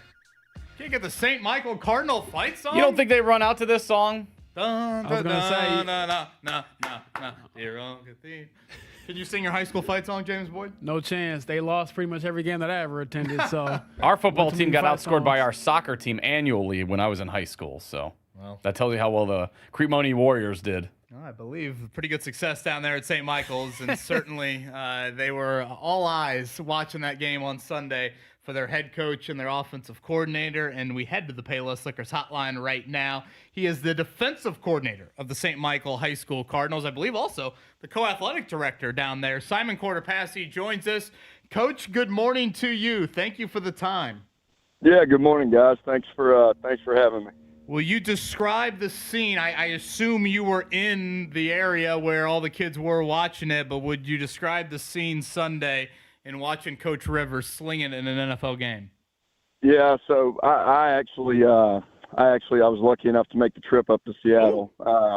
So I got to watch him play in person, but talked to all of our guys when they got back and obviously saw all the videos and talked to some of our parents, and they were excited and they had a blast with it, and I think leading up to it, it was surreal to them, and then you get to turn on the TV with 50 to 60 of your high school football teammates and go watch your high school football coach throw it around on the biggest stage, and they had a blast with it. Now, Simon, I had a chance to cover high school athletics for a number of years here in Indiana. And I remember a high school coach telling me, kids do not care about anything that happened yesterday. You could be a legend. You could be, the best player from wherever back in the day. But if you haven't done it recently, they still have this teenage doubt of coach is just talking. So all of that in mind, do you think they know now perhaps a little bit more oh, wait a second, that Phillip Rivers guy's pretty good? Yeah, they definitely do. I don't know if any of our guys really doubted him. I think they were, nervous for him a little bit, but they've seen him throw it around at practice and do some QB drills with Gunner, and so they've seen that he can still throw it around a little bit. And then after the game, I had a chance to ask him, and I get that's not the main focus. He's here to win, and it was so honestly refreshing in a way to hear how much it hurt him to lose that game. And I'm like, dude, you've been here for all of, 7 minutes, and you're sitting here like you've been in all year, but you can tell how much he cares. But within that, I said, do you think there are some values that your sons and your children and your players can take from this? And he got so emotional talking about the ability to go for it and not being afraid to chase the dream, to try hard, and you might not get what you want. There might be failure on the other side of it. So how much do you think that message can resonate with the folks back home in Alabama? I think a ton, and kind of piggybacking off of that question that you asked him. Philip is the ultimate competitor. And then he, it doesn't matter if he had been with the team for a week or all year. It hurt him that they lost that game. They had a chance, and our guys know that. And he's been here for 5 years as our head football coach, and so all of our kids have gotten to know him, very well. And it's tough, to lose a tight game like that. And it's very valuable for our guys to see that, because that's what we, it's one of the things that he always tells them. And, in big games that we have, it's like, just cut it loose. Like it doesn't, there's nothing to be scared of or we got to go do it. It's the voice of Simon Cordipassi. He is the defensive coordinator alongside Philip Rivers down there at St. Michael's High School. He was in Seattle for Philip with the Colts and Seahawks, of course, on Sunday. Simon, your first interaction with Philip Rivers was when? I met Philip. It was 2 years before he became our head coach down here. I think it was in 2000. It was summer of 2018. He hosted a summer camp down here, a one-day summer camp. And were you at St. Michael's at the time? Because I don't know if people fully realize, it's not like Philip Rivers necessarily it was destined to be, he was going to be the head coach of St. Michael's, in third grade. This is something that him and his wife have obviously, chosen to raise their large family down there. Yeah, I was currently at St. Michael. And just last week, what do you remember about when Philip told you this was happening? It's come up a couple of times, and so it wasn't a huge surprise to me but it is still a little bit of a shock. It's like, oh man, all right, let's see how it all. There's still a lot of moving parts with it that gotta, there's hoops that they got to go through and for it to happen. But I was excited for him. I mean, when he mentioned it to me, I just said, man, I think you got to go for it. There's only so many people in this world that get the opportunity, to go play on the biggest stage like that. And he was, lucky enough to be able to do it for, 17 years before this. And I said, man, if you feel good about it, like go do it again. I mean, you're still good enough to do it. You can. And so I was really excited for him. Really was. Again, we have Simon Cordipassi here on the Payless Liquors Hotline, and someone who knows Philip Rivers very well and has gotten to know him very well over the last few years, coaching down in Alabama. So as a defensive coordinator, how much do you go back and forth with Philip about just football in general? And what are those conversations like to have when you're talking to somebody who could be in the Hall of Fame someday? Yeah, there's quite a bit of back and forth. It kind of goes in stages, when we're in training camp, summer to training camp, it's a lot of, ones versus ones and us versus us, which is great for us defensively because we get so many different looks, and so many different formations and plays. And so it puts a lot of conflict on us defensively, and it gives us a lot of opportunities to, talk through different things. And there's times where we'll stop and we'll look through and he's calling an offensive play. And then it's like, hey, let's talk about this, Simon, real quick. And we'll look at it all. And he's one of the best football minds in this world. And I tell people all the time, he's an unbelievable play caller and sees it great offensively. And there's no doubt about it, but he sees it just as well on the other side of the ball too. And it's been, I'm very lucky to get to spend as much time as I have with him and learn as much as I have being around him and all the knowledge he has of the game and not even just the how great of a football mind he is. He's an unbelievable. I said it earlier, but he's the ultimate competitor. He is an unbelievable leader, and he's one of the best people on this earth. I mean, he truly is, and it's we're very lucky at St. Michael and Fairhope to have a guy that leads our football program on a daily basis like him. He really is truly unbelievable. So, Simon, we know that his son Gunnar is one of the top quarterback prospects in the 2027 class. For him in particular, how have you seen him react to this moment, seeing his dad go out there and knowing that ideally he'd like to follow in those same footsteps? Yeah, I think a little bit of it Sunday was, I think for a lot of us it was like, is this like, are we in reality right now? Is this real? This is really happening. And you get to the stadium Sunday and it's like, what in the world? We just lost our semifinal football game a week ago, and now all of a sudden we're in Seattle about to go watch the Colts play the Seahawks, and Phillips starting. So I think, but as the game goes, it's you still feel that way a little bit, but it's just like he's back, and it was exciting to see. Again, that's the voice of Simon Cordipassi, gracious with his time here on this Tuesday morning. He is the co-athletic director and the defensive coordinator down at St. Michael Catholic there in Fairhope. Obviously, Philip Rivers, the head coach and the OC. How many of you went out to Seattle? Obviously, CBS showed his brother and Gunnar quite a bit during the game. How many of you were out there? Yeah, it was 4 or 5 of us out there for that one. Has there been any thought, and I know Philip had some ties here to Garin Catholic High School, just north of Indianapolis. Can we get a Fairhope Garin High School matchup called the Philip Rivers Bowl? Hey, we're in a reclass this year, so our schedule changes, and we're looking for a couple of non-region games. Maybe they want to fly down to Fairhope, and we can set up a big matchup. How about that little home and home here? I mean, we are talking to the AD, and Lord knows I've talked non-conference schedules before on this show. Simon, thank you, man. I know it's been a whirlwind. I didn't realize you were traveling back, to Alabama. So greatly appreciate you making time for us here, especially with the time change and everything. And good luck. It's an amazing, amazing story. I enjoyed yesterday. I actually went online and watched a podcast between you and Philip. Some of the students there at St. Michael interviewed you, and it was fun to see you guys obviously provide that for the students. So good luck with everything down on campus, and enjoy this Christmas break and enjoy watching Philip. Yeah, appreciate you guys having us, and excited for a big Monday night football game up there in Indy, and go Colts. That is the co-athletic director, the defensive coordinator of the Cardinals of St. Michael, Simon Cordipassi, with us here on the Payless Liquors Hotline. James, we talked a little bit about it yesterday. In our bubble, it's almost two different sides to this story right now. The last 10 minutes is the movie.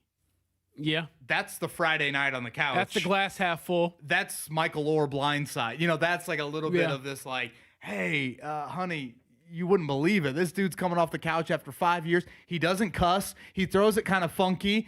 He's got a little bit of a twang. He's got 10 kids. He's a grandpa. You want to watch it. And the other side of it is, oh my gosh, this is the National Football League. What the hell are we doing? Right? Like, there is that element of like, wait, the Colts are trying to make the playoffs. There's two different, angles to it. And I said it to Mark yesterday, like, one's Disney Plus and the other's Netflix. It's really real. And so I'm torn a little bit, to be honest with you, like how much to approach each side of it. So we have done, I think, a lot of the football NFL side of it. So I'm glad we could spend 10 minutes there talking a little bit more about the movie. Do you think as a defensive coordinator, he can tell Philip, hey, it's not a good play you drew up for the offense? I don't know. I would like to know how much freedom in back and forth conversation he has with a potential future Hall of Famer. But again, respect to Philip Rivers. This is what I will say. And I did feel this way about Jeff Saturday as well. The two decisions are totally different in my opinion, because one is just, Jim Irsay liked this dude, I'll just hire him, versus Philip Rivers actually having some football reasons for being hired. But I don't necessarily look at him or Jeff Saturday and say you shouldn't have taken this job. It's not their fault they were offered the opportunity. if you do want to criticize why they're out there, then you criticize the folks who gave it to them. But I don't fault Phillip Rivers for saying, I'm going to go back and play if the opportunity is put on a silver platter for him. All right, we'll do it one final time here. I'm upset at Mark Dykton for something that sounds pretty par for the course, and we'll begin our sports story countdown here. We do it every year in the state of Indiana, counting down from 10 to 1, the best sports stories of the year. We'll do that next year.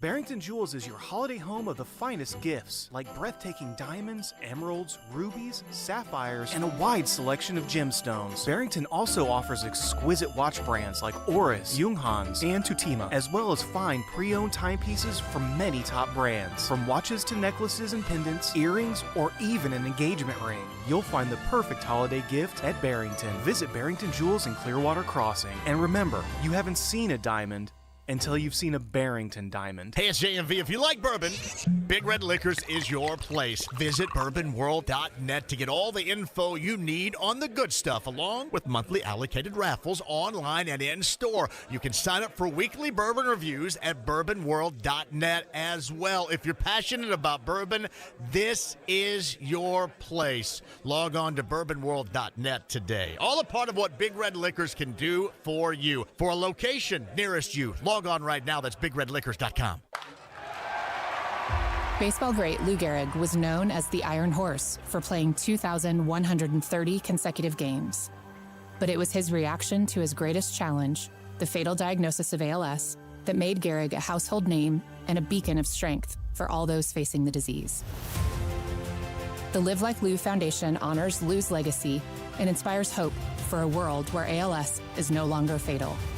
Donate or volunteer today at livelikeLou.org. Hey, it's Big Joe for your trusted local independent American Standard heating and air conditioning dealer, Price Point Comfort Heating and Cooling. Owner James Swindle says competitors focused on revenue typically fail. I've been doing this 31 years in Indianapolis, and I've worked for other companies, and one day we're how many customers did we take care of, and then the new owners come in, and it's how much revenue did we produce today. As soon as the talking point changes, the customers see the difference, they feel the difference, and they know the difference. We're not that. Our focus is always take care of the customer. See the difference by going to PricePointComfort.com. Price Point Comfort is your trusted local independent American Standard heating and air conditioning dealer. Food insecurity is an urgent problem, one that impacts real Hoosiers. You can help today. Gleaners needs donations. Your contribution goes further with Gleaners. For every $10 you give, Gleaners leverages their resources to turn your $10 into $90 worth of groceries for families who desperately need help right now. Your gift benefits local community members, and every dollar counts. Gleaners also needs volunteers now to help with warehouse distribution. Go to gleaners.org and donate or get involved today. This one's for the flavor fanatics. Sour Apple 5-Hour Energy Shots don't mess around. They bring the bite. Tart, tangy, and packed with tasty caffeine, this little 2-ounce bottle punches above its weight. With zero sugar and as much caffeine as a 12-ounce premium cup of coffee, it's the kind of pick-me-up that keeps your taste buds happy without the crash. And it doesn't stop at Sour Apple. There are 17 bold flavors waiting for you to discover. Pick one up in store or stock up online at 5hourenergy.com or on Amazon today. Too much on your list this season? Get 50% off your first 6 months of payroll at gusto.com/radio. Gusto saves you 2 days every month on payroll, taxes, and compliance. So you can go from making payroll to making gingerbread houses, checking your books to decking the halls, spreadsheets to snow angels. Switch before the end of the year and there's no need to transfer payroll history. Now that's a reason to be merry. Choose a future with Gusto and get more time for what matters. For a limited time, get 50% off your first 6 months at gusto.com/radio. Texting enrolls you into recurring automated text messages. Consent not required to purchase. Message and data rates may apply. Man, I love seeing the old gang at these reunions. Did you see Brian? He's in better shape than he was 25 years ago. How is that even possible? Yep, I ran into him a few weeks ago and had to ask. He told me he started taking Nugenix Total T2. The testosterone booster? Yeah, but it's way more than that now. It also skyrockets your nitric oxide in as little as 3 hours. I started taking it right away and I'm already seeing results. I was wondering what you were doing. You seriously crushed me in that pickup game last week. Yep, after 40, energy, strength, drive, it all starts going downhill. But with T2, I feel like my old self again. Stronger, leaner, and my energy is way up. My wife even noticed a difference. They're giving out complimentary bottles right now. Just send them a text. Text CAR to 321-321 for your complimentary bottle of new Nugenix Total T2. Text now and you'll also get a free bottle of Nugenix Thermo X, our most powerful fat incinerator. That's CAR to 321-321. These statements have not been and evaluated by the FDA. Product not intended to diagnose, treat, cure, or prevent Hey any guys, disease. if you've heard of TRT but you have no idea what testosterone can do for you, once you start treatment, you'll wish you had done it sooner. Now you can take the TRT test for free at Center Gen X and Low T Center. Walk in before 10 a.m. or book ahead at fixmylowt.com today. Christmas Nights of Lights Drive-Thru Holiday Spectacular returns to the Indiana State Fairgrounds November 7th through December 31st. Synchronize to your favorite Christmas tunes and a million sparkling lights. Enjoy a dazzling winter wonderland for the whole family. Reserve your spot at ChristmasNightsOfLights.com. JFE later on this afternoon at 3. Twin Peaks, Greenwood. Cannot wait to see you there. Ralphie from A Christmas Story. Actor Peter Billingsley. Dan Wetzel talks Mendoza and IU football and more this afternoon at 3. Don't miss it.